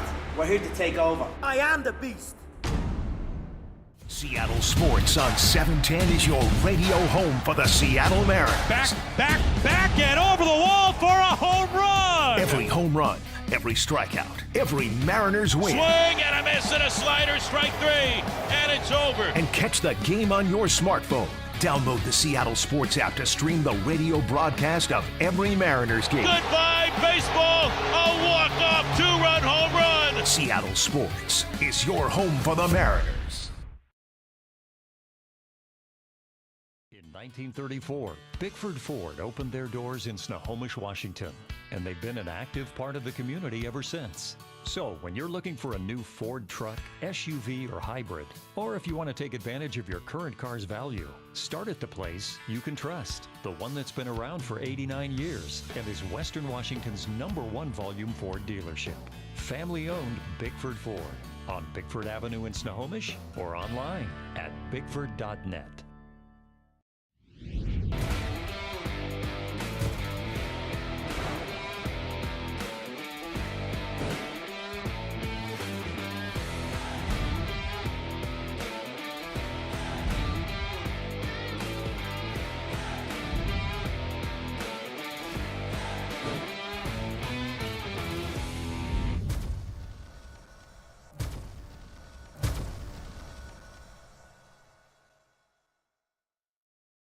When you buy tires at Les Schwab, you're getting more than just tires. You're getting America's best tire warranty, 60-day satisfaction guarantee, no hassle road hazard protection, and free maintenance for the life of your tires. So if something happens to your tire on the road, we'll fix it, or we'll replace it, no questions asked. Other places make you pay extra for that kind of protection, but at Les Schwab, it's included with every set of tires, because more warranty means less worry, and nobody stands by their tires like Les Schwab. Get more from Les. Welcome back. Scott Ohsman, Steve Hannon, Ron the Wedge, Henthorn with you. Friday Night Lights on STSPN presented by Les Schwab Tire. And we got a 7-7 ball game, the number 6 team. And GP starts with a squibber, and it's picked up by the big fella, and he just goes down. Number 34, Mateo Molina, the 5'11 senior. And we are off and running. And Steve Hannon, just a weird first half. We had plenty of wind and rain, and Leighton Martin, the heralded quarterback who can just chuck it along around the yard, just never got going. No, and I think both teams found something in their run game that I would expect they're going to go back to the well to. The defensive coordinators know that too. We have got to stop the other team from running the football. Caleb Reed in the background there, Hunter in motion, and they pitch it to Reed. A little stretch zone play, and he'll get up with a gain of 5 or 6, a nice first down play. Yep, and Glacier Peak does a good job setting the edge, but no one's filling the alley, and the running back finds that alley and takes it up for positive yards. It's a good play, good opening start for Arlington right there. You like those run plays at 6 yards to start a drive. Not much through the air tonight for both teams. Handed once again to Reed. Reed, this time he's bottled up by GP, the front line. A gain of 1 or 2, lead him at 3rd and short. Yeah, he's bottled up, you're right, but they're running the ball, and now it's going to, like you said, it's 3rd and 1 or less than 1. I think this is what we're going to get a heavy dose of in the second half, is 2 teams running the ball until they feel like they can't for first downs, and then we'll see it in the air. But until then, this is what's been successful for both teams. turnovers and just back and forth possessions, each team stumbling and stubbing their toe in the first half. Nothing going, 7-7. Here we go, 3rd and 1. Hunter in motion, he rolls out, Martin does, and he's going to run for the first down. He makes a cut just in time to get it as he gets out of bounds. There's another flag on the field there. Green takes him out, who had some big plays in the first half, and will sort out the paperwork and look for the white hat. And it's going to go against Arlington. Illegal shifts. Tim Boyle will be happy to see more flags on the field. Glad he's watching tonight somewhere out there. They're marching it back. I'm asking him through the text machine, who was you reminiscing about Glacier Peak games, Bellevue. Arlington knows too well about having to run up against Bellevue. They lost in the quarterfinals last year, so Glacier Peak years when you were coaching. That playoff game at Bellevue, what a tremendous game. We were trying to reminisce and see who the quarterback was. Yeah, that was a 24-17 game. That was unbelievable. The height of Bellevue's dominance of that era. Yeah, we had a really good football team. Butch Goneroff era, which has an asterisk. A stain. 3rd and 6 now after the penalty. Martin steps up, fakes, throws, just short. Trying to go to Cade Hunter. And I got to say, Leighton Martin, my first time seeing him live, he hasn't been able to really set his feet tonight, and maybe it's the weather, maybe it's the rush. He hasn't really gotten into a throw tonight. And it's kind of the type of quarterback that he is, and I've had the chance to watch him in a couple of different games. He's not a set your feet, stay in the pocket. When he starts to run loose, the ball will come out. He'll be a little unorthodox, but usually he's on the money. You surprised they passed on that play? Well, 4th and 7, and you're a passing team, so no. Gets the punt off. Martin does that duty sometimes. It'll roll. Michael Darling, number 10, usually a big part of the offense, but it's been run for both teams with this weather. The first time in the rain, but we're all locked up at 7 here. Glad you're with us here on STSPN. Yeah, neither team that successful in the air yet tonight. Both teams have found their success on the ground. Even that last drive from Glacier Peak where they scored the touchdown, they never put the ball in the air. They went 7 or 8 straight plays. Glacier Peak able to get in the red zone. They had the big 55-yard run by Isaiah Owens there in that second quarter. But that's been about it for big plays. Yeah. So 1st and 10 now at their own 23 for Glacier Peak. Lucas Entler, and it's Francis Crocker, but he does give it off to Michael here. Darlington gets a little busy, and he gets a Glacier Peak first down, and he's finally group tackled out of bounds. And I was just talking about Michael Darling and how he's a big part of their offense, and we haven't seen him. And he lowered his shoulder at the end of that run and flat backed one of the defenders for Arlington. Just a beautifully blocked fly sweep. They got the edge sealed, and he got outside and got his yards. And again, it's the run game that's showing up big. Another first down for Glacier Peak. Up to the 38. Lots of shifting. Head coach Shane Keck, the offensive coordinator. Entler now gets it up to Owens. Owens makes the first man miss, but he can't quite get past, and the Eagles come through, and then there's a flag at the very end of the play. Big number 75, Dylan Scott. We called his name before tonight, and I think that's going to go on Arlington. I think it is too. I'm not sure what the call's going to be though. Is it unnecessary hands to the face? Is that what I'm seeing? I think there's unnecessary roughness. Yeah, unnecessary roughness. They didn't like how he went after him, I guess, at the end of that play. I'm not really sure what the... Well, they were running the running back backwards about 10 yards, and maybe the officials felt like that should have been the end of it, and then they dumped him, so maybe that's what they didn't. I mean... Yeah, he'd already blown the whistle and he threw him down to the ground. I get it, okay. Good call. That's why we have Ron the Wedge Henthorn. Nobody doesn't like the wedge down there. Nobody does. 9:36 left to go in here in the third quarter. 7-7 tie. Glacier Peak trying to get something going here. They scored last. It was a Francis Crocker 1-yard run. 24 in blue in the ball game. High snap, Crocker gets it. Keeps the feet going, but looked like he had a little momentum, but he run into number 45 in white with a great play. Alex Cunningham, we've been calling his name all night with a senior. He's working for a t-shirt. He is. We have our adrenaline fundraiser, player of the game after tonight's contest. Also our Les Schwab lineman of the night and our grit proud parent. Oh. Yeah. Proud parent. Oh yeah. Going big time for homecoming. Absolutely.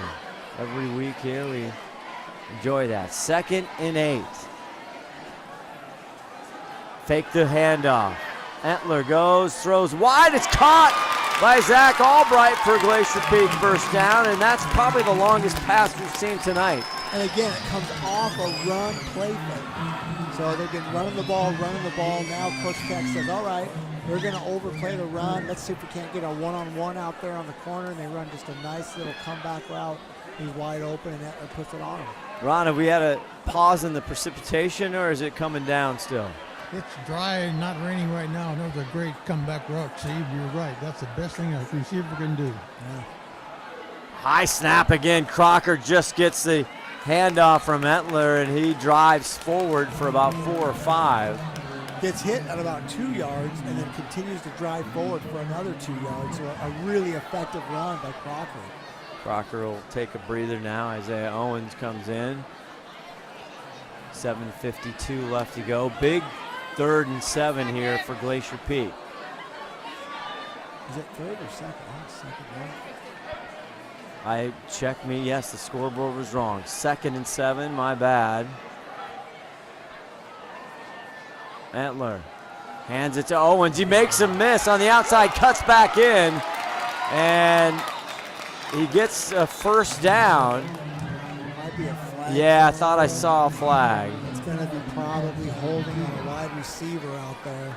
I think it's going to be on number 1 for Glacier Peak. It is a holding. Just saw the call back live as you watch that play. And that is tough to overcome when you go back 10 yards on a game where it's difficult to throw. You don't want to go backwards 10 yards. And this happened the first half with both teams. They were driving down. They were in good position either at the 30 or inside even 20-yard line. Then they had a 2nd and 7 and turned into 2nd and 14. Then 3rd, they kept the penalties started to creep up at the worst times. The saving grace there is that the holding penalty is a spot penalty. Yeah. So at least they're not 20 yards to a first down or 2nd and 10. And they could certainly still run the ball here. Yeah, Zentler's looking. Now the play clock down to 10 seconds. 7:07. Shifting now. At least there's some confusion here on 2nd and 10 after the penalty. High snap, ball down on the carpet. Who comes up with it? It's like a blue shirt came up with it. And the official, the white hat, yes it is. And a lucky, lucky play. And he picked up about 6 yards. A couple yards anyway. Cade Willis comes up with it, 6'4" senior. And boy, that looked ugly from the snap. I'm not sure why they're spotting the ball right there. It seemed like it was 4 yards further forward where the kid laid on the ball. No, am I wrong down there? Yeah, you're wrong. I spotted it right. Well, thanks for calling me out on the air. That's appreciated. Right? Just flat out, you could have said it a little nicer. It happens to me all the time. 3rd and 6. Entler back to pass. Now steps up. Gets it off. It's complete to Belaine, but I don't know if he got there. He's about a yard short. They're going for it. That was a great play by Entler. There was penetration there, and he didn't panic, and he didn't just take off and run. He just stepped up into the pocket a little sooner than he wanted and hit that crossing route right there and got enough yards to make this a doable 4th down and yard and a half. And they are going for it now on the Arlington 26. Crocker in the backfield, a big 4th and 1. Arlington is loaded on the defensive line. They got everybody up to stop the run on this play. 12 on the play clock. And now Shane's changing his play, I think. He saw what I saw. Etler, good handoff. Crocker, can he get there? He tries to fight. I don't think he did it, and the Eagles defense stands tall. What a stop by the Eagles. It's a great job. They got penetration. You can see they have everybody up at the line of scrimmage to stop the run, and they got just enough penetration. 75 does a great job in there early to knock Crocker off his path, and then they cleaned up right behind him with the linebackers. Great job by Arlington there. That's a big play. Big Dylan Scott with the big stop there in the backfield, 75 in white, and turnover on downs. What a stop as GP was driving. Yeah, that was a big time play of the game right there so far. Motion. Martin, he's going to swing it out. It's caught and cut down. Not a big gain, but a nice play there. Out number 5, Eli Ray. Arlington's receivers do a great job on this play of staying engaged with the defender without holding him. That's a great job and an effective play. 6 yards. Pick up 4, it looks like. Leaves him at 2nd and 6 on the GP 30. Reed to his right. Martin going back. He dumps it off center screen to Reed. Reed picks up some momentum, driving down the sideline. The biggest run of the night for Caleb Reed, and he's out near the GP 40. And this is a little screen play. They tried this earlier in the game, and they didn't connect with the pass. This time they did, and there's a lot of room to run right there for the running back. With a dry ball out here now and no rain, they might be throwing the ball a lot more this quarter. That's a great observation, and that's what it looks like what Arlington's plan is. While it's dry, let's get it in the air. 1st and 10 from the 39, fakes the handoff. Martin has pressure, now slings it out, and it's caught by Eli one more time. He's brought down. We'll just get him a gain of 2 as there was pressure on Martin. Good work by the defensive line to keep working to the quarterback. Good job by the quarterback. Good catch by the receiver. And a great tackle by Glacier Peak. Good all the way around football right there. Darlington there, and Fullerton cleans it up and leaves him at 2nd and 8. Now you feel like this is the Eagle offense we've seen all year and we heard about. Again, Coach Daylor getting some rhythm. Martin back to pass one more time. Rolls left, now he's going to take it himself. Tiptoes out, and they'll see where they mark him. Looks like at the 35-yard line. Pick up a 4. And that's what he brings to the game. He's back there, he's looking around. There's no one he wants to throw to. He has the athletic ability to get out and get yards. Oh, they only gave him 2. My goodness, he must have stepped out. It looked like the line judge was out there for 4 yards. So it is 3rd on the field. The marker says 3rd down. And yeah, so I think it's 3rd and 6. They did give him 4. The scoreboard's giving us all kinds of trouble. It's 3rd down. Martin back. Plenty of time. Checking the temperature. Now he rolls out. He's going to float one down. It's up. And I don't think that was a catch, was it?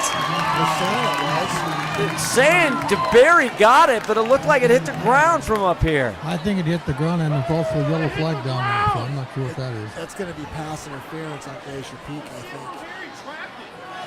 But this is what we've seen from Martin. This is his game right here. He's a free reeler, and he's looking to run to throw. He's not looking to run most of the time. That's a catch. That is a catch. The stand corrected. DeBerry did a great job hauling that in. The call against GP, and now the Eagles looking for another 7 here at the 15-yard line. Reed. And he gets down, and Glacier Peak comes up with a big play, but there's a flag. Might be a face mask. Personal foul. Maxwell Bridges on the tackle, 32. Oh, there's an offensive. Oh, they're going backwards. So it looked like Reed On the replay, Ronnie got actually the face mask on Bridges. You see it on replay? Can you see it? Yeah. So here he tried to stiff arm him, and he got his hands right in his grill.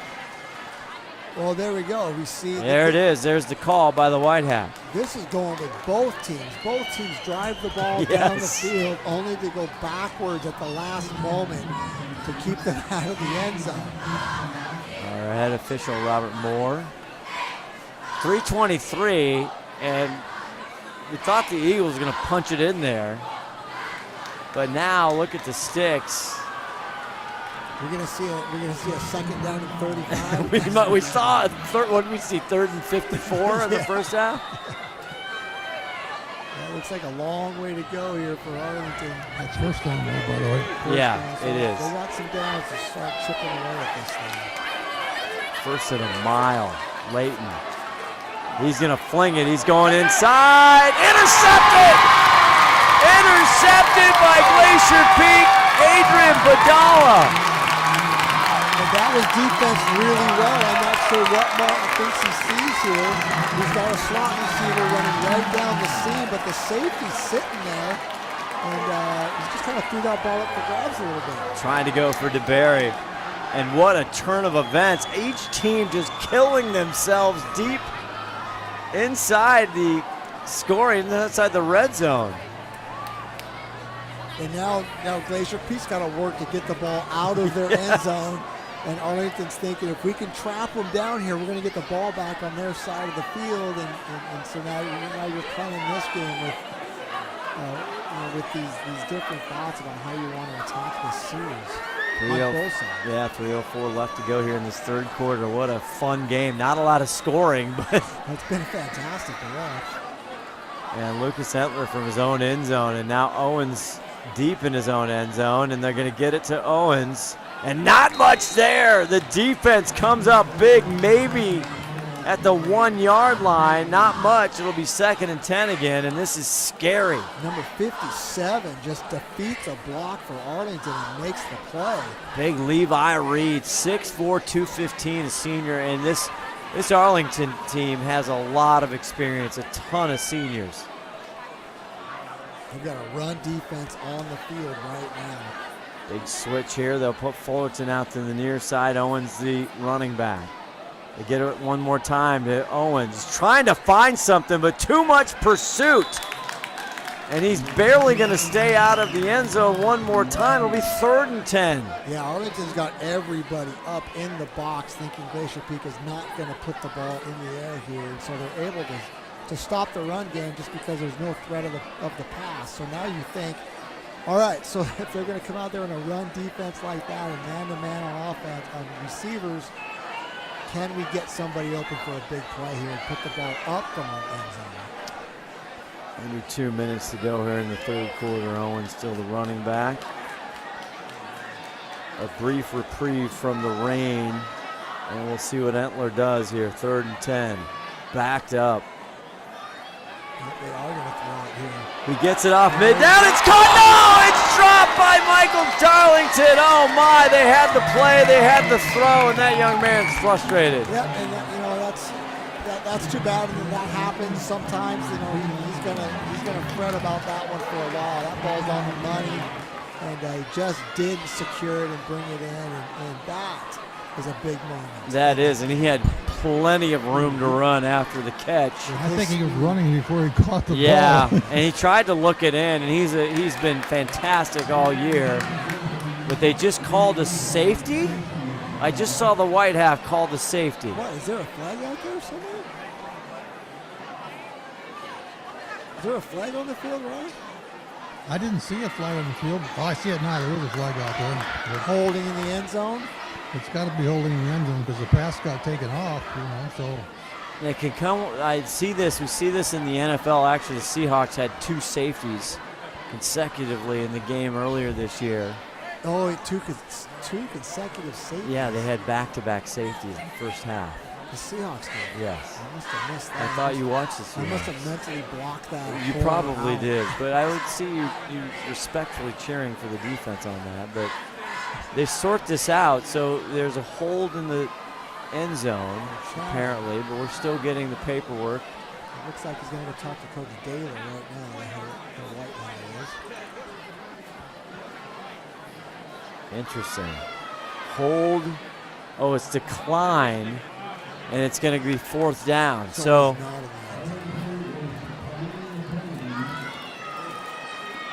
the hold is not in the end zone. Otherwise, Daly would decline that penalty. So he wants the 4th down instead. And exactly what Arlington wanted was to stop Glacier Peak from gaining yards. Exactly what they wanted to done. So now Arlington's going to get the ball back on their side of the field. There we go. Well, they declined the penalty. Yeah. Interesting. Well, it looks like it wasn't in the end zone, the penalty. So there was not going to be a safety. So Daly wants the ball back here on Glacier Peak side of the field. That's what the referee did call. He called safety, holding in the end zone. Interesting. So they have Zach Albright punting, and almost gets it blocked, and it's a short punt. It's taken fair catch at the 32. Once again, the Eagles have outstanding field position. It looked like it could have been better field position than that as well. Yeah, I saw the white hat, and Tim Boyle texting in our penalty. He's our Mike Pereira from afar, saying you'd never decline a safety because you're gonna get the ball back. Yeah, so I don't understand. I think maybe it was a missed call by the head ref because he came over to the sideline and he made the motion for a safety. So nonetheless, moving on, Arlington, Leighton Martin fakes it, pumps it, now throws it, and it's caught at the 20, still on his feet. Running down to the 15, Jake Willis with a big catch and a Arlington 1st down. And that is quarterback running around, making something happen outside of the offensive framework. He throws the ball back across his chest to the middle of the field, which is usually a big no-no for a quarterback, but he made that one work, and they pick up 20 yards. 1st and 10 from the GP 16. Leighton Martin fakes it, slings it, and it's intercepted! Tipped off Willis! GP running down the far sideline. Oh my! Unbelievable, Isaiah Olsen. This game has just been absolutely unpredictable. Another tip drill off Jake Willis. The second you think you see what's happening, you don't. My goodness. Well, you ought to hear the fans screaming about that one, guys. They're all excited about that. 57 seconds left in the 3rd quarter, and nobody wants to score, Steve Hannon. 30 years of coaching football, I've never seen anything like this game. He tips it off Willis, and there is Olsen, who had 3 touchdowns against Post Falls. And Martin's the one that stops that play from scoring. Yes, until the cavalry came. So now we're back to Glacier Peak offense. Lucas Etler, empty set. They give it off to Owens, and nothing doing, trying to make something, and he does! Isaiah Owens taken down by Willis, but he gets a Glacier Peak 1st down. That looked like trouble. There was 5 white shirts, 1, 2, 3, 4, 5, and then a 6th at the end, and he beats them all and gets 10 yards and a 1st down for Glacier Peak. He wants a shirt. He does. He'll be handing out these shirts like candy. He already has one, doesn't he? Yes, he does. We did a game, I think, where he won one. Francis Crocker with the only GP touchdown on a 1-yard run in the backfield now. Etler 1st and 10. They get it to Crocker. Crocker right up the right side. That's nice. And just takes the pile with him, crossing the 40 to 39. It's 5 yards on 1st down. It just opens up the playbook for the offense. I don't know if you can see the numbers on the front line there on the offensive line, but they opened up a nice hole there. So whoever those 2 guys were playing guard and tackle positions there need to get a little accolades. Well, we've had 3 quarters of fascinating high school football. Come back for the 4th, 7-7, Arlington, Glacier Peak on STSPN. Never seen anything like it. Seattle Sports on 710 is your radio home for the Seattle Mariners. Back, and over the wall for a home run. Every home run, every strikeout, every Mariners win. Swing and a miss and a slider, strike 3, and it's over. And catch the game on your smartphone. Download the Seattle Sports app to stream the radio broadcast of every Mariners game. Goodbye, baseball. A walk-off 2-run home run. Seattle Sports is your home for the Mariners.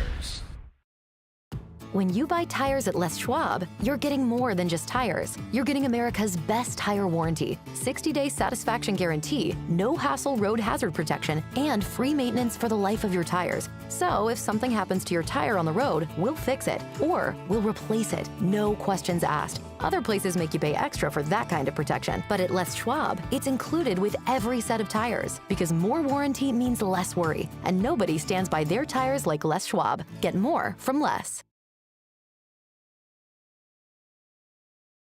Scott Ohsman, Steve Hannon, around the wedge, Henthorn with you on a crazy Friday night football here on STSPN. Here we go, fourth quarter, 7-7. 2nd and 5 for Glacier Peak. Crocker gets the handoff, goes left side, has a little bit of green, makes a move, and he's knocked out of bounds, but a big gain and a GP first down. That was one of the bigger runs for Crocker. And they have linemen pulling to the right with the running back going left for some little bit of trickery right there. Shenanigans. What does Tim Boyle say? Some trickery, some shenanigans? I don't know what he says. I don't remember. He hasn't been here in so long. Just kidding you, Tim.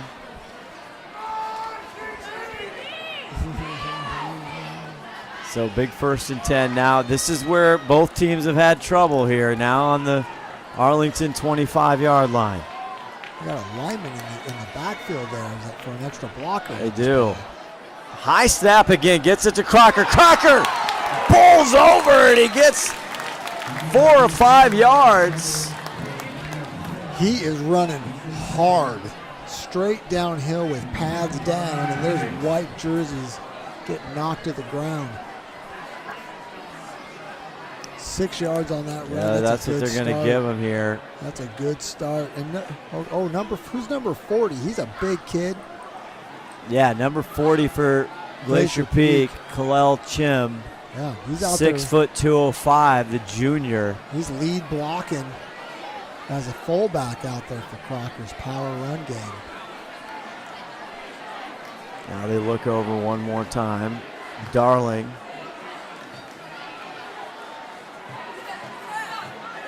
Kim now Antler back. Quick pass. It's caught by the big fella. And he catches it and see if he stretches for a GP first down or not. It looks like a first down from him. And Chim there gets involved in the passing game. Look at that catch. That is not an easy catch. The big fella goes up. He looks athletically gifted, that young man. I think a ballerina out there. Catching that ball and falling forward for a first down. 1st and 10 here now on the Eagles 13-yard line. Chance here for Still to make a first down. Chim in motion. Get the handoff. Now it's Owens. Isaiah Owens, but he is stuffed. And the Eagles ready for that one. Big number 50 there, Cooey. 57, Reed. 45 was in the mix as well. Cunningham, who we've called all night long, the 6-foot senior. Playing middle linebacker the way the position should be played. Good job by the Arlington defense right there. 2nd down now, no yards gained.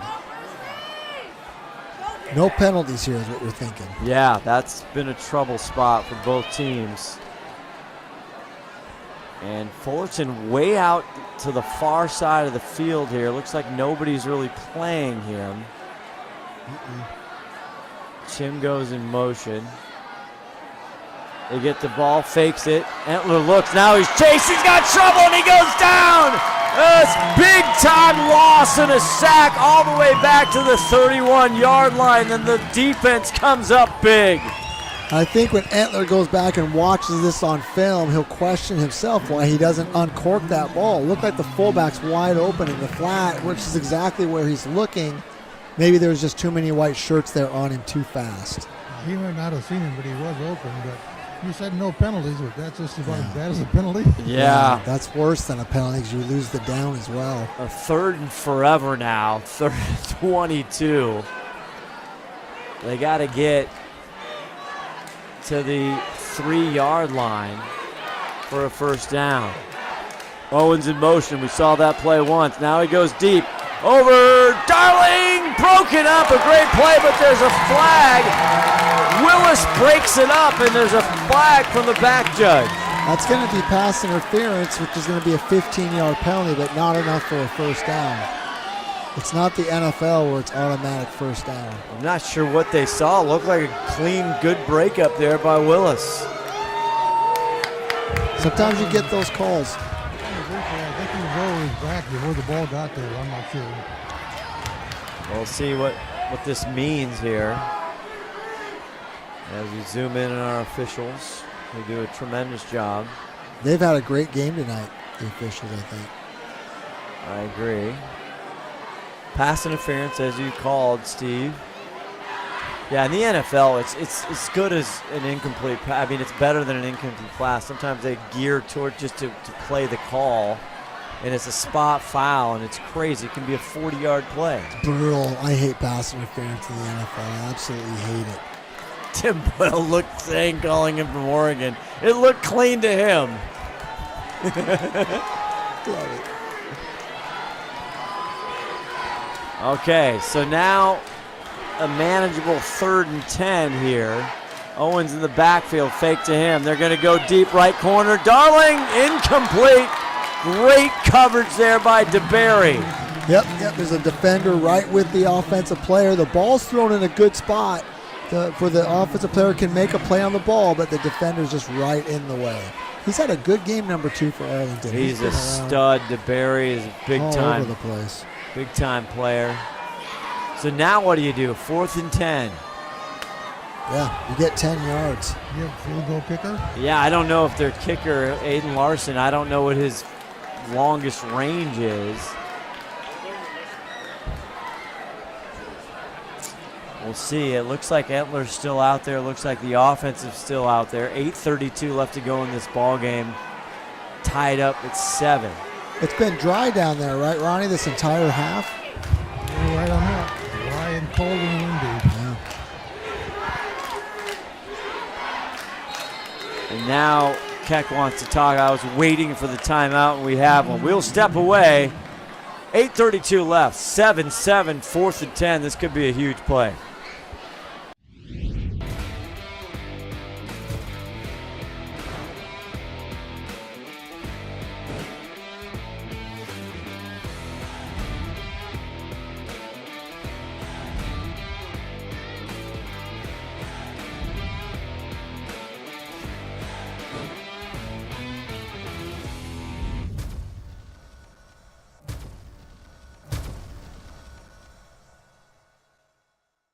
Seattle Sports on 710 is your radio home for the Seattle Mariners. Back, and over the wall for a home run! Every home run, every strikeout, every Mariners win. Swing and a miss and a slider, strike 3, and it's over. And catch the game on your smartphone. Download the Seattle Sports app to stream the radio broadcast of every Mariners game. Goodbye, baseball! A walk-off 2-run home run! Seattle Sports is your home for the Mariners.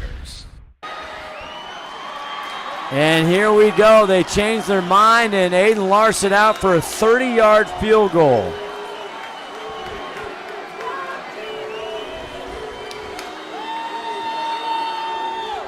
Kick is up, and it is good! What a kick! And Glacier Peak takes the lead in the 4th with 8 minutes to go. And Tim Boyle is doing jumping jacks and cartwheels in Oregon. He's jumping over his Coors Light. That's what he's doing. You just never know in high school football if a field goal is good. It's dicey every time, and Aiden Larson a good hold there by Jackson Ha, and he connects from 30, and that is the difference. 10-7. Listen, ladies and gentlemen, the Arlington Eagles average 47.7 points per game coming into tonight. Glacier Peak averaging 34.7 points a game, and we're locked at 10-7. And it feels like both teams could have scored those amount of points. They just kept going backwards right when they'd get down close enough or throw an interception or fumble a ball away. It's just been one of those weird games. Been a crazy one. Arlington's offense has looked more Arlingtonish in the second half. And so can Glacier Peak's defense hold them out for another couple series here that they're going to see. And here's the pooch kick.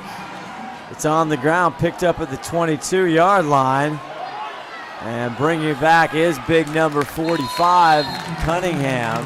And he gets up near the 40. It'll be good field position. Plenty of time left. 8:12 left to go for this Arlington offense. All right, let's see what they've got in store here. Now they've got a little bit of pressure on them. You don't want to see this game slip away if you're Arlington.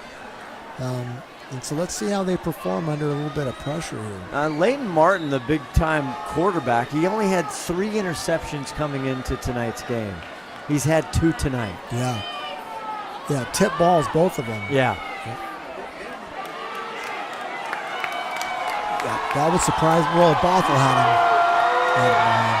In motion. Now they fake both handoff. Peeling away.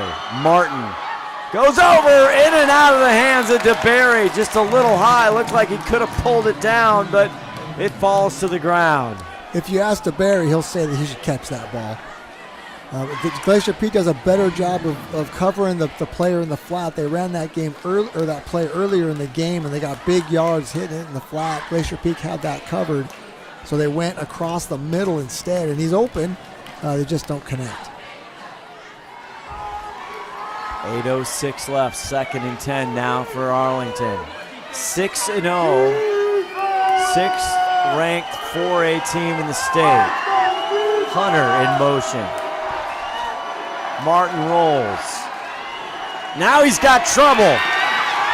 In the grasp, he lets it go. Incomplete as he was going down, trying to get to Cade Hunter. Great job by the Glacier Peak defense. They are bringing pressure, and Martin's having a hard time getting the ball off from the pocket. He's having to scramble, which is something he does really well. It's just too much pressure on him to get a solid pass off. Phenom point guard on the hardwoods. He'll do great work in the football field, and then he heads inside the gym and he leads the Eagles in basketball as the GP homecoming crowd wants them to get into it on this big 3rd and 10. Big play here for Arlington. Reed to his right, rolls out, Reed stays and blocks. Martin flips it, goes in, is it caught? Yes, DeBerry brings it down for a big Eagle first down. Wow, and the Glacier Peak defender was right there, and the confidence. Watch this throw with confidence from Martin. He knew exactly what he wanted, and he put the ball on the money. Kevin Bonchi on the coverage. Great coverage, as you said, Steve. Right there. Could have been a 50-50 ball, but an awesome job by DeBerry to bring it down, and that extends the drive here for Arlington. And that was a big play. 1st and 10. Reed fakes the handoff. Martin, he's going deep. Far corner. He's got an Arlington Eagle in and out of the hands. I don't think it would have been good going for Cade Hunter on that. Badella on the coverage. Stride for stride on the coverage, just ran out of room. That over-the-shoulder catch, there's just no room for him to bring it in before he was out of bounds. And the ball ends up hitting the turf anyway. But again, I mean, the Glacier Peak defense has been in the right places tonight. 2nd and 10.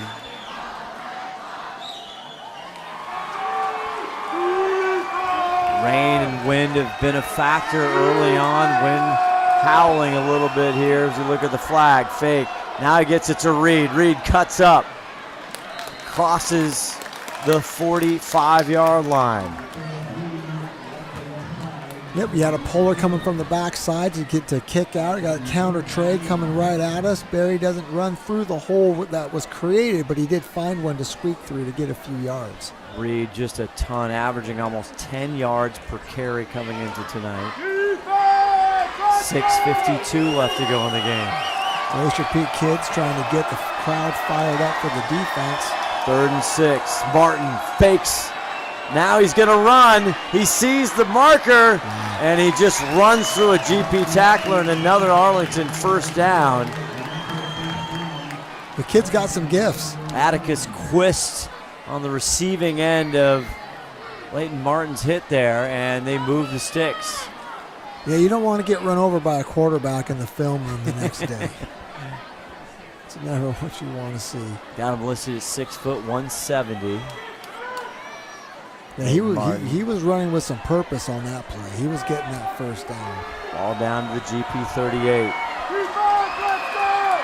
Eli in motion, fakes it to Reed. Now he runs to the near side. He's going to tuck it, keep it, and again just gaining yards. And this was the big concern by defensive coordinator for Glacier Peak, Coach Bean. Yeah, he said the quarterback will run, but he doesn't want to run. He's rolling out to find a player down the field, so you can't commit players to the running quarterback because he'll throw it right over your head for a bigger play. You've got to stay back and play defense until he crosses the line of scrimmage. One of their best drives of the evening. 1st and 10. Gets it to Reed. Reed fumbles the ball! It's down and Glacier Peak recovered! The second fumble tonight for Reed. Oh my! Unbelievable. This has just been an unbelievable game to watch. And how deflated now is Arlington going to be? Can their coaches get their kids refocused? Take another look at it, Hannon. 3 plays and out. Great cut by the running back, and right there from behind. And that's Fullerton who pops it loose. He reaches, he's got him with his left hand, and he punches it out with his right from behind. And no matter how high and tight you hold that ball, there is space that you can punch it out and through. And I'm sure Coach Bean works on that with the kids, and they got the ball back. Kevin Bonchi with the recovery. And the Grizzly Bears are going crazy on the sidelines. I love the Grizzly Bears. Crocker, the running back. Now they got substitution issues here, and they got another player on the field. The play clock ran out, and they had to call a timeout. That could be critical with 6:24 left to go. They burn a timeout. We'll be right. McDaniel's Do-It Center is located in beautiful Snohomish, Washington. Locally owned and operated for over 40 years. They are proud to provide the Snohomish Valley with exceptional hardware, tools, lawn and garden, and sporting goods products. Their commitment to delivering legendary customer service and their outstanding employees continue to make McDaniel's the best and one of the most recognized do-it-best centers in the nation. Stop by and experience for yourself the difference between McDaniel's and the big box stores. Discover why so many people are choosing to shop at McDaniel's. Hey there, laddie. Do you have a fallen tree or a forgotten log? Do you have some old wood planks that'll have a story I'd like to tell? Great. They'll mill it, prepare it, and finish the wood for your use. Back here. 1st and 10, Glacier Peak with the recovery of the fumble. Crocker, left side. Just holding the rock as tight as he can. They'll give him 2 or 3. And this is the Glacier Peak now wants time off that clock. They don't want to do anything to stop that clock. They want to roll it, knock out some first downs right here, put this game in their pocket. Arlington with 3 left. Only 1 left for Glacier Peak. Had to burn a couple early in the second half here. In the 3rd quarter, and then just use that one up. Gain of 3, 2nd and 7 now. him in motion. Snap, they give it to Crocker. Crocker just trying to twist his way for yardage. He'll get up close to the 26 or 27. Going to leave him 3rd and short here. This is a big play. And we want to be watching that play clock. That thing should be under 5 seconds when they snap that ball. Glacier Peak has got to be smart here with the clock. Far side of your screen on this shot right now on the wide shot, going down to 24 at each end zone. Well, Steve, do you think they should keep running, or are you going to throw on 3rd? No, I'm running the ball right here. 3rd and 3. I'm throwing it. Ronnie, you're always throwing it. The old ex-receiver. 6 seconds on the play clock. Entler frustrated. They finally get it off. Crocker left side, and he bites, and they're going to get it. I think they got it. They're stopping. And they do call it a first down. That one was a big one with 4:39 left to go in the game. Wow, and that was just Crocker just getting outside just enough. He gets collision before the first down and just continues to fight for every blade of grass. It is a first down, and the home crowd likes it. You see Entler. Yeah, get the ball, give me the ball. And a nice job by 42 for Arlington to try and hold him back. Ryder Goodgen. They're doing a really good job using the clock right now, Glacier Peak is. 3 seconds left. They just get it snapped. Here is Owens. Uh-oh. He has some space. And he gets out of bounds. Yeah, that's not what again, yeah, he probably would rather stay in bounds. A nice pickup, another Glacier Peak first down. Number 10, our receiver out here to the right. Darling. Did a great job of not holding. The defender broke away from his block and he just let him go. You don't want to go backwards here. The clock does stop out of bounds. 4:18 left to go. 25 on the play clock. Yep, you'd like to see that game clock continuing to run. I'm sure the coaches are talking to the young man. Owens in the backfield. Isaiah had a great year so far, had some big runs. Now a lot of shifts. Entler finally gets it to Owens. Owens looking for a hole. There's a little gap there. Stepping out of tackles, crosses the 45 to the 46, and the clock's running now. Get under 4 this next play. And a really effective running play for Glacier Peak. It's 4 yards on first down, and again, you're just chewing up the game clock right now. Barry finally brings him down. You got Arlington with like 10 guys on the line. He's still got a couple yards. Yeah, you're right. They are in a run defense look. They have to stop Glacier Peak from running the football here. They cannot give up another first down. Big Dylan Scott, defensive lineman for Arlington. Crocker now in the backfield for Glacier Peak. Crocker follows his blockers, and he'll just lay down around the 49-yard line. Going to leave 3rd and short again, and now a clock stop. It is a timeout, Arlington. We'll step away. 3:20, do not go away. STSPN presented by Les Schwab Tire.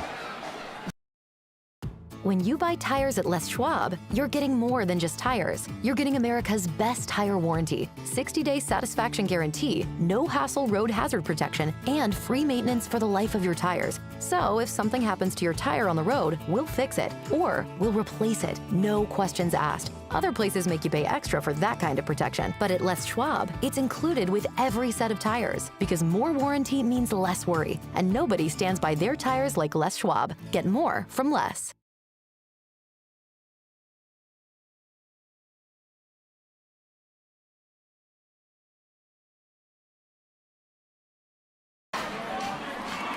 From Glacier Peak.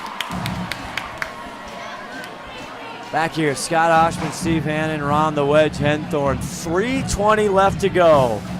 A 4A WESCO, Arlington, unblemished coming into tonight, 3-0 in league, 6-0. And this has big implications heading down here to the last weekend couple weekends of high school WESCO 4A football. 3rd and 3, big play for Glacier Peak and Arlington. Play clock down to 2. Darling gets the handoff, runs around, finds a crease, gets a first down, and finally taken out of bounds at the 40-yard line, and Michael Darling once again comes up with a big play. And it's the first down. I know he ran out of bounds here. You'd rather him not do that. You'd like the clock to start right when they set the chains, but the first down was the key here. It's going to be really tough for Arlington to come back and win this game if Glacier Peak just holds on to the ball now. Stay tuned. We'll have our Adrenaline Fundraiser player of the game, our Les Schwab lineman of the night, and our Grit Hardwood proud parent of the night. Glacier Peak 1st and 10 now at the Arlington 39. Blaine in motion. Get it off to Crocker. Crocker just slices through a lot of traffic and he gets a gain of 4. I think Arlington's got to use those timeouts now. I don't think that they can. And they use another one. You want to keep it here? Todd Elvig, our executive producer, 5-tool player, everybody in the truck.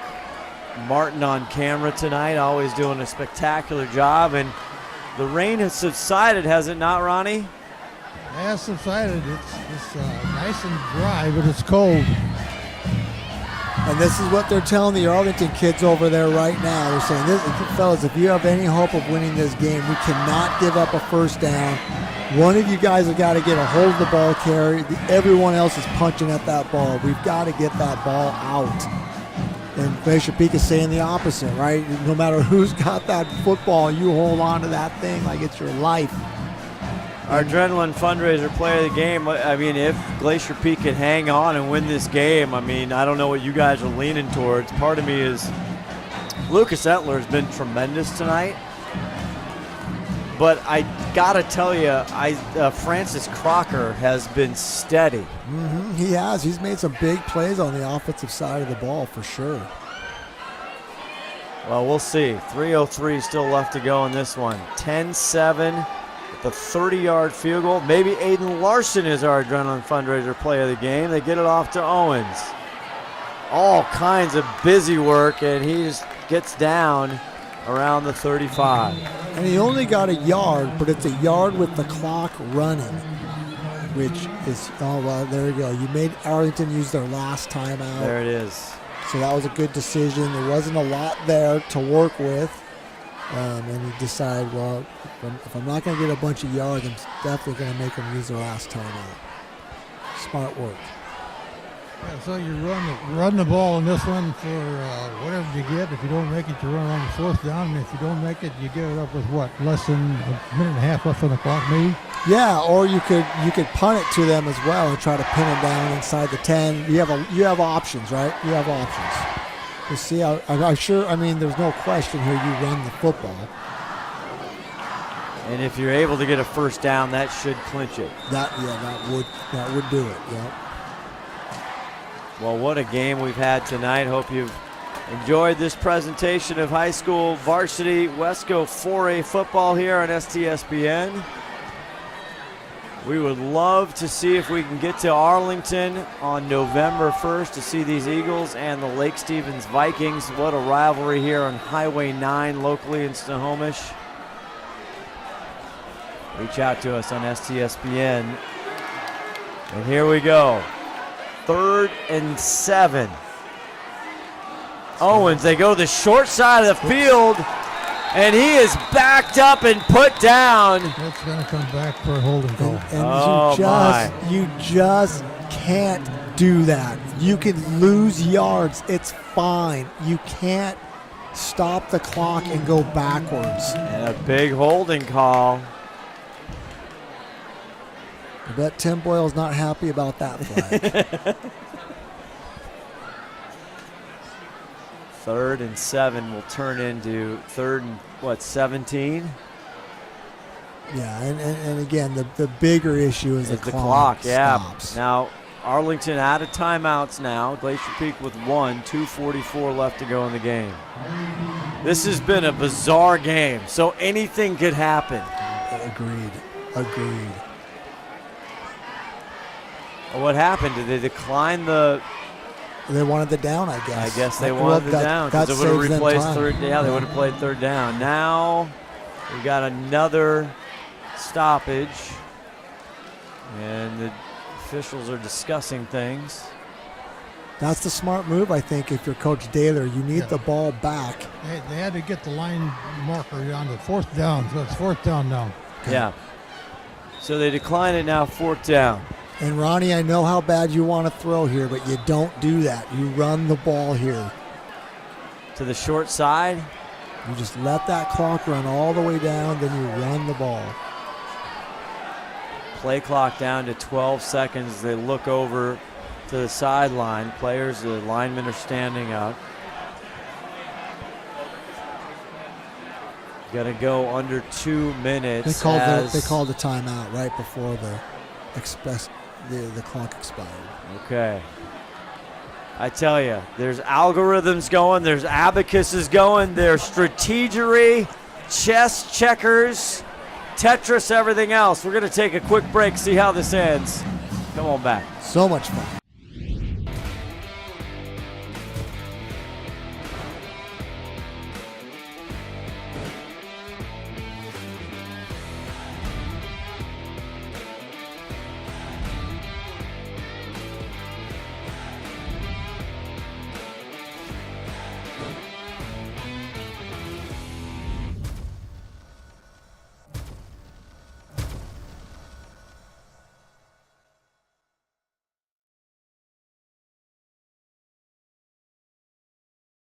Go down the field and score at least 3. Well, the Eagles have a shot back here. Scott Ohsman, Steve Hannon, Ron the Wedge Henthorn. You just heard it. 2:02 left to go here. 3-point ball game in Glacier Peak. Arlington did what they needed to do. Do we know anything about Arlington's field goal kicker? Because all they need is a field goal. Oh my goodness.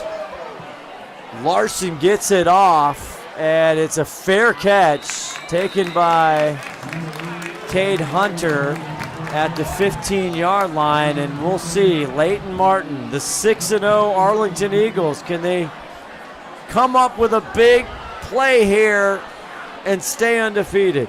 2 minutes is a long time. They can get down the field in 2 minutes, and remember in high school football, every first down the clock stops until they can get the flags reset, the yard markers. So here we go, Leighton Martin.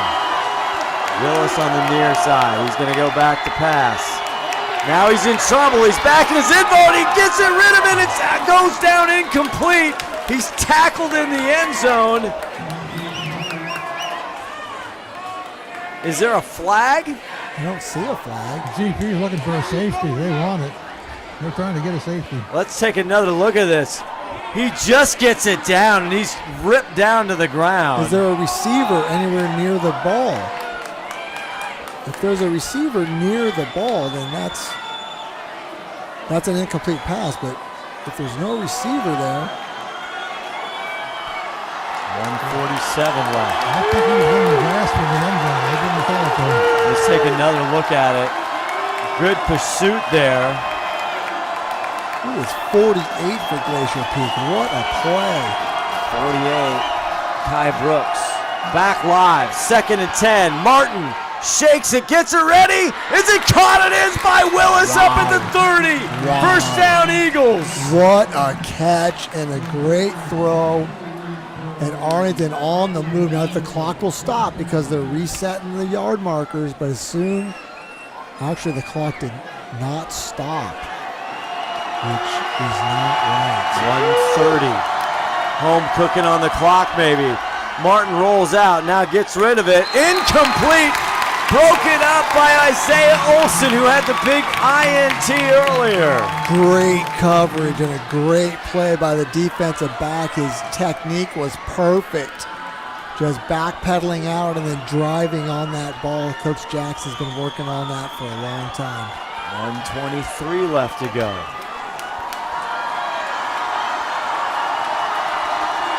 Here comes the crowd to support Glacier Peak's defense. 2nd and 10. On their own 31, Reed in the backfield. Martin. Tipped up! And it falls to the ground. They tried the center screen, and it was tipped at the line. 3rd and 10. And it's a good call by Coach Daler. The defense is coming to the quarterback. You get it over the defense's head, and you catch that ball. And there's a long way to run, which we saw earlier in the game as well. So a good call. But now Arlington is a 3rd down and 10. They have got to get the 1st down, obviously, to continue this drive and try to tie this thing up. The 6th-ranked Arlington Eagles, Glacier Peak unranked right now. Leighton Martin fakes the handoff, back to pass. He's going to let it go. High, it's caught by DeBerry, and another Arlington 1st down. Clock still running, 1:08. And the clock should stop while they move. Oh, this time That it is does. on 1:09. So they're waiting. So for some reason, they're not moving the sticks very fast. They're giving. Oh, okay.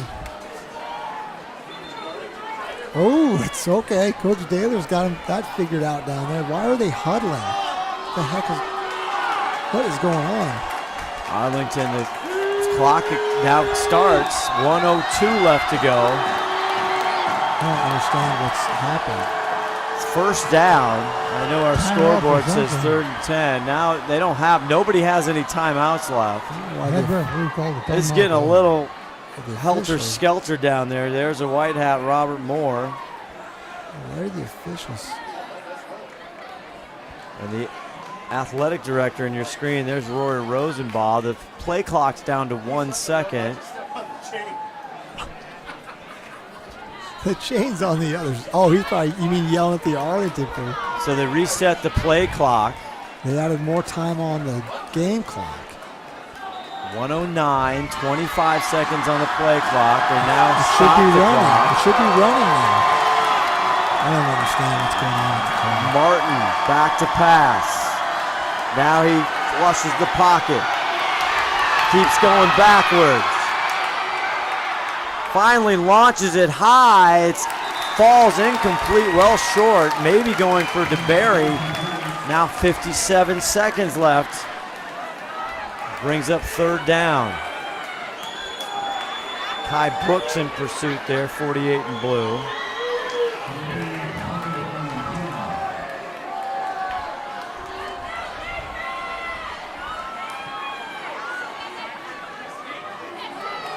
No timeouts for either team here as they look over to get the play. Coach Daler knows how important this play is right here, and he took his time getting it in. We got 10 seconds left on the play clock. Saying 2nd down, 2nd and 10. Martin gets it over. It's caught by Willis. Willis steps out of bounds at the 35-yard line. A big catch. Martin to Willis. That's that little comeback route that they've had success earlier in the game as well. The defense is there. It's not bad defense. It's just a really good play call and a good execution, and they step out of bounds and stop the clock. 48 seconds left to go. Glacier Peak hanging to a 3-point lead on the 30-yard field goal. Martin back, rolls, gets it off. Is it caught? If it is, that clock's It is. It's caught by DeBerry at the 25, winding the clock. 41, it stops. Yeah, it is taking them forever to move those chains. 1st and 10 now on the GP 36-yard line. Martin. He's going to huck it to the sideline. He's got Willis. Willis in and out of his hands, incomplete. Great defense down there, just enough of the ball to get it out of his hands. And a really nice throw by Martin. It's on the money. It's like it's in the receiver's hands. Olsen on the coverage for GP, and Good we'll try defense. again. Good defense. 22 on the clock, 22 seconds. Unfortunately for Arlington, that ball should have been caught, but it wasn't. Correct. coming right down to the wire here in Snohomish. 2nd and 10, crowd getting into it. Martin. Now he gets rid of it. It's incomplete in the dirt. Glacier Peak has decided to bring pressure instead of sit back in their zones. They're bringing pressure to force the quarterback to step and move and run, and it's working to their advantage. 17 seconds left, 3rd and 10 on the GP 24.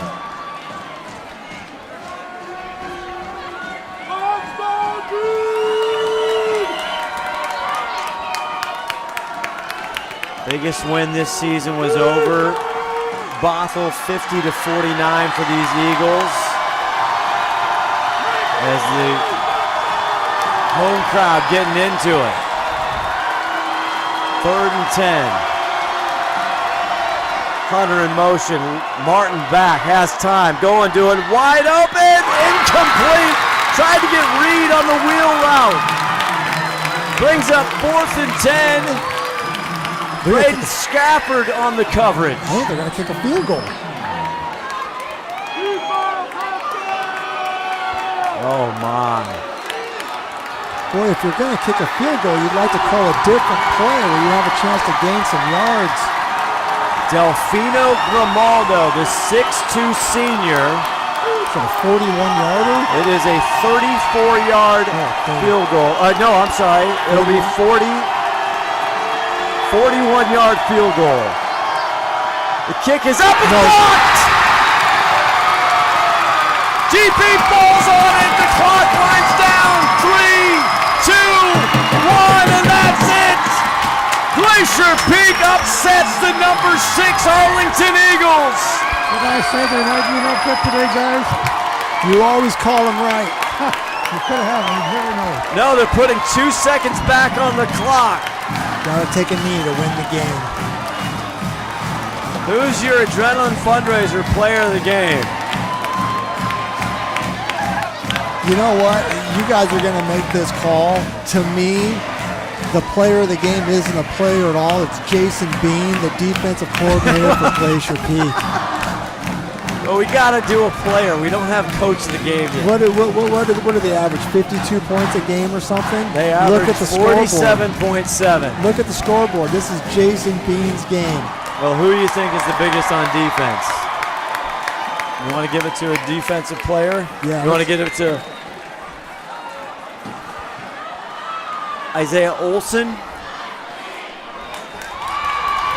And that's it. That's the game. Wow. Glacier Peak wins over the Arlington Eagles 10-7. Wow. And the home crowd, the homecoming crowd loves it. Who the heck would schedule a game against Arlington for homecoming and let the party begin? One of the biggest wins here, and we talked to head coach Shane Keck earlier about would this be a big upset, even though they're unranked, and Arlington coming in 6-0 and 6th ranked in the state. And he said, hey, they're a good team. Daylor's got a great program, but I think we got a shot. Yeah, he thinks he's got a good team. He thinks he's got a good program, and they proved it today. How about giving me some names and numbers, guys? Well, let's take a quick break, and let's talk about our Adrenaline Fundraiser player of the game. Don't go anywhere. 10-7 Glacier Peak. We'll be back right after this.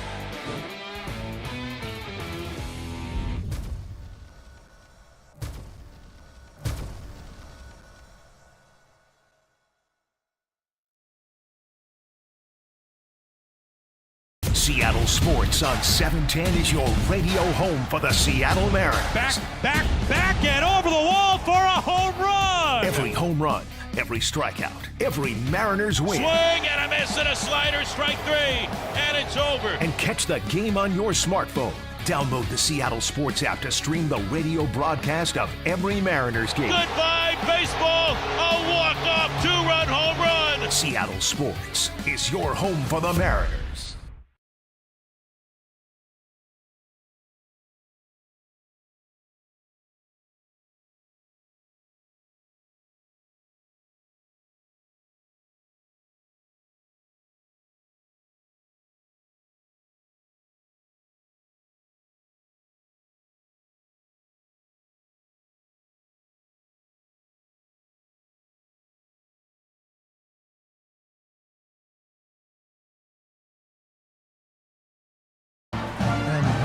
Yeah, Olsen, who does play offense as well. Number 5 is our adrenaline fundraiser player of the game. And number 39 is our lineman of the night. Okay.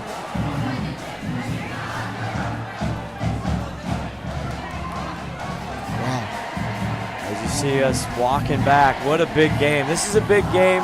You know, we talk about Glacier Peak in the past, even when you were there. They haven't had a great shot of winning games that they weren't expected to win. And tonight's a game that if you're coming in and everybody picked them not to win, and they finally win. They picked them not to win by multiple touchdowns for everyone that I talked to. Yes. So this is as big of a win as Glacier Peak has had coming into a game, I believe. And this changes the dynamic of that Arlington Lake Stevens game a little bit. It puts Glacier Peak back in position to be number 1 coming out of WESCO. Yeah, because now Arlington goes to 3-1. Glacier Peak will go to 3-1 as well. Lake Stevens undefeated. Yeah, we don't have the Lake Stevens score right now. But we imagine we would, you know, we shouldn't, but a pretty high probability that Lake Stevens wins that game. And now Glacier Peak next Friday night, I mean, plays a very tough, a much improved Jackson Timberwolves team. Yeah, who in conference is in 2-2. They've had some great wins tonight. And here we go down to Ron Henthorn, our player of the game and our lineman of the night. Down here with a couple of real happy Grizzly Bear football players. What do you say, guys? First off, I just want to thank God. I give all the glory to Him, and I'm so proud of my teammates. We just kept battling. We never let down. Always trust each other, and we came out with the win. Well, you're going to be our player of the game tonight here, my man. So let me get your shirt out here for you. Well, I'm getting that out. Let me see what you think about the game. Again, all glory to God. Thank you to my family, my team, my coaching staff. They did everything they could, and we got it done. It's a great upset win. Maybe you, yeah. Let me get the shirts out here.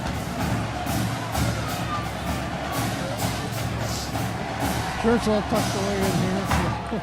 Well, it's been a rough weather night. That's 39, Luke Fulton on the right-hand side. Isaiah Olsen, who came up with a huge interception tonight for the defense, our Adrenaline Fundraiser player of the game, and our Les Schwab lineman of the night. So, guys, hold those up there and look at that camera there. So tell me again, how rough was it out there tonight for you? Man, it was a dogfight. We just kept fighting, and we just came out to win. That's all I have to say. We never gave up. We got real gritty there in the end and just didn't stop. We wanted it. Anybody like to say hi to out there tonight? I'd like to say hi to my parents and my grandparents that I watch on TV that couldn't make it out tonight. Parents out here at all? Yeah, my parents are here. Who are they? They should be coming down. Shirt for them here too, so I don't get down there before they get here. Okay. All right, can you hold the shirts up again? Yeah, I want to say I love you, Mom. I love you, Dad. I love you, Jack. I love you, Sydney. I just love my team. Thank you. Down here tonight? Oh yeah, they are. Yeah. Oh yeah, they are. Shirt too. Thank you. Hold those up and show what the parent shirts look like to the fans here. That's your lineman shirt. Ronnie, great job as we're hearing from the original, the weapon, Spencer Pettit chiming in here tonight. The weapon? Calling Aiden Larson the 30-year-old field goal, the winner. Weapon light. I love Spencer Pettit. Here they are. Here's our grits. Our grits. Hold that shirt up in front of you there. Player of the night There they are. All get lined up. There we go. What about these kids? Oh, they worked hard. They did a great job today. I'm his big sister. Mom, we're just waiting on Mom. Big sister can be proud too. I'm the proudest big sister. He's the best. He's such a star, isn't he? Does he owe it all to you? How's what? Does he owe it all to you? He does owe it all to me, all to us and our parents, but they're just a little bit slower. Yeah, they're just a little bit behind us, but yeah, we're very proud of him. He's a very good boy. All right, good guys. We'll let you go and get back to your parents and get back to your team. Thanks a lot. I'll see if I can catch the coach here. Back to you in a minute. All right, around the wedge, Henthorn. In the middle of everything, as always, the wedge. Yeah. And a big night tonight for Glacier Peak. Again, Arlington had all kinds of chances. Their defense came up big when they had to. Got the big stop, a big timeout. They're on the 13-yard line as Glacier Peak of Arlington. You think they're going to drive and score, but they get stopped. Call the timeout. They decide to send Aiden Larson out. Why wasn't he our player of the game? That's a great question. There's Mom. There's Mom, our proud parent tonight. Our grit Hardwoods proud parent of the night. So he goes out.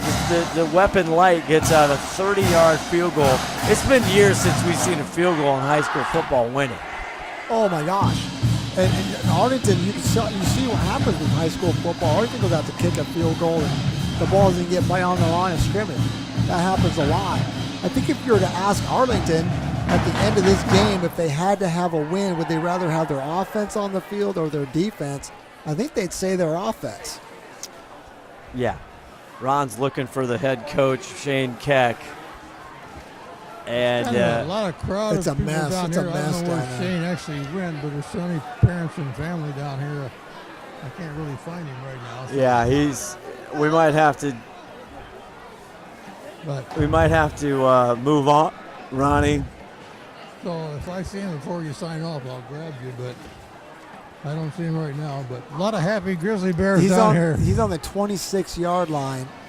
You see him? On the other side of the field, on Arlington's side. He's walking towards us. He's all smiles. He's on the 30-yard line, hugging someone. On the 30, on the other side of the field. Yeah, on Arlington's side of the field, on the edge. He's got his All right. Yeah, I see him. He's talking. He's pointing. This is like our ref camera right now. Where is he? I lost him. I'm not sure where he ended up now. He's moving around. He's pretty excited. All right. Sorry, guys. So the big night tonight. Francis Crocker goes in from 1 yard and scores and puts them on the board for Glacier Peak. Early, a muff punt over the head, and Arlington gets the ball at the 11-yard line. They hand it off to big Caleb Reed, his 19th touchdown of the season, and we're tied up at 7-7. Then it comes down to red zone defense, turnovers, there he is. Absolute havoc, and Aiden Larson hits the biggest field goal of his career, and we'll go down to Shane Keck. Ask Shane about that decision, Ronnie, to kick that field goal. All right, Shane, a great victory tonight. Some people call it an upset. I call it might be an upset. What do you call it? Well, I think you asked me that before the game. Was that you? Yeah, I said, hey, an upset? Are you sure? We were confident going into the game. Obviously, Arlington's a hell of a program. Great players, very well coached. And so, really proud of the way our kids came out and battled and continue to battle. That game could have flipped either way. And obviously, big penalties and big plays. Man, unbelievable. Our defense was special tonight. Really special defensive play tonight. That was a great ball game to watch for everybody for sure. And then tell me about that field goal. What made you decide to do that? Yeah, our kicker, Aiden Larson, who's also our starting tight end, he was bummed. He was actually on ice. Uniform was basically off, and I asked him, I said, hey, man, can you go? Can you make this thing? He looked right at me and go, I got it, coach. And so I said, hey, let's go kick this thing. And in such a tight ball game, you need those couple points, right? When they took the safety off, we were a little surprised because that makes that game so close right there. And Aiden stepped up tough, and made a big play. And then obviously we get a block on the field goal on the other end. So big time special team plays. Oh, your defense played great tonight, that's for sure. So going forward, You know, Arlington's playing Lake Stevens, and if they can beat Lake Stevens, you're going to win the 4A championship. Well, we'll see what happens. We got Jackson next week. The guy you need to talk to is Coach Jason Bean, defensive coordinator right there. Talk to him about what he did against probably the most dynamic player in our league. It was great. Yeah, quarterback did a great job tonight, but you did a good job defending on the pass. Did a great job. Got him to turn over the ball, so really proud of them. All right, good luck against Jackson, and congratulations again for a great job tonight. I appreciate all you guys' coverage. Thanks all right, if you can get Coach Bean, go talk to defensive Coach Bean if Shane Keck can get you, Ronnie. Here, Coach. Our award-winning post-game show Coach here. Bean, Coach. Hey, Ron Henthorn down here with you. I mean, Coach Shane Keck said you were the reason he won tonight. What about that? That's the players. We kind of herd cats with the guys who are out here between the lines are the ones who win the games, man. Those guys work their tails off, and we had a lot of different new stuff in this week, and they worked really hard to be on top of it, and they executed it well. So I'm proud of those guys. Well, you should be proud of them. You're talking about herding cats. I think you were herding grizzly bears. Well, yeah, it's like that. They're good kids. They work hard. Proud to be coaching them. Well, we're glad you're out there coaching them. I'm sure you're happy about this win tonight. Very happy. Thank you very much. Right, good luck next week against Jackson. Appreciate it. Have a good day. All right, Scott, man, it's Ron Henthorn down here with a lot of good interviews, a lot of happy Grizzly Bears, and we'll see you again maybe next week. All right, thank you, Ron the Wedge Henthorn. Well, that will do it. For Todd Elvig, our executive producer, 5-time player, there's Steve Willits, the mayor. KRKO's only and best sideline guy as far as I'm concerned. Not the only one, but the best. Steve Willits is the great. Tom Lafferty, all the gang there at KRKO.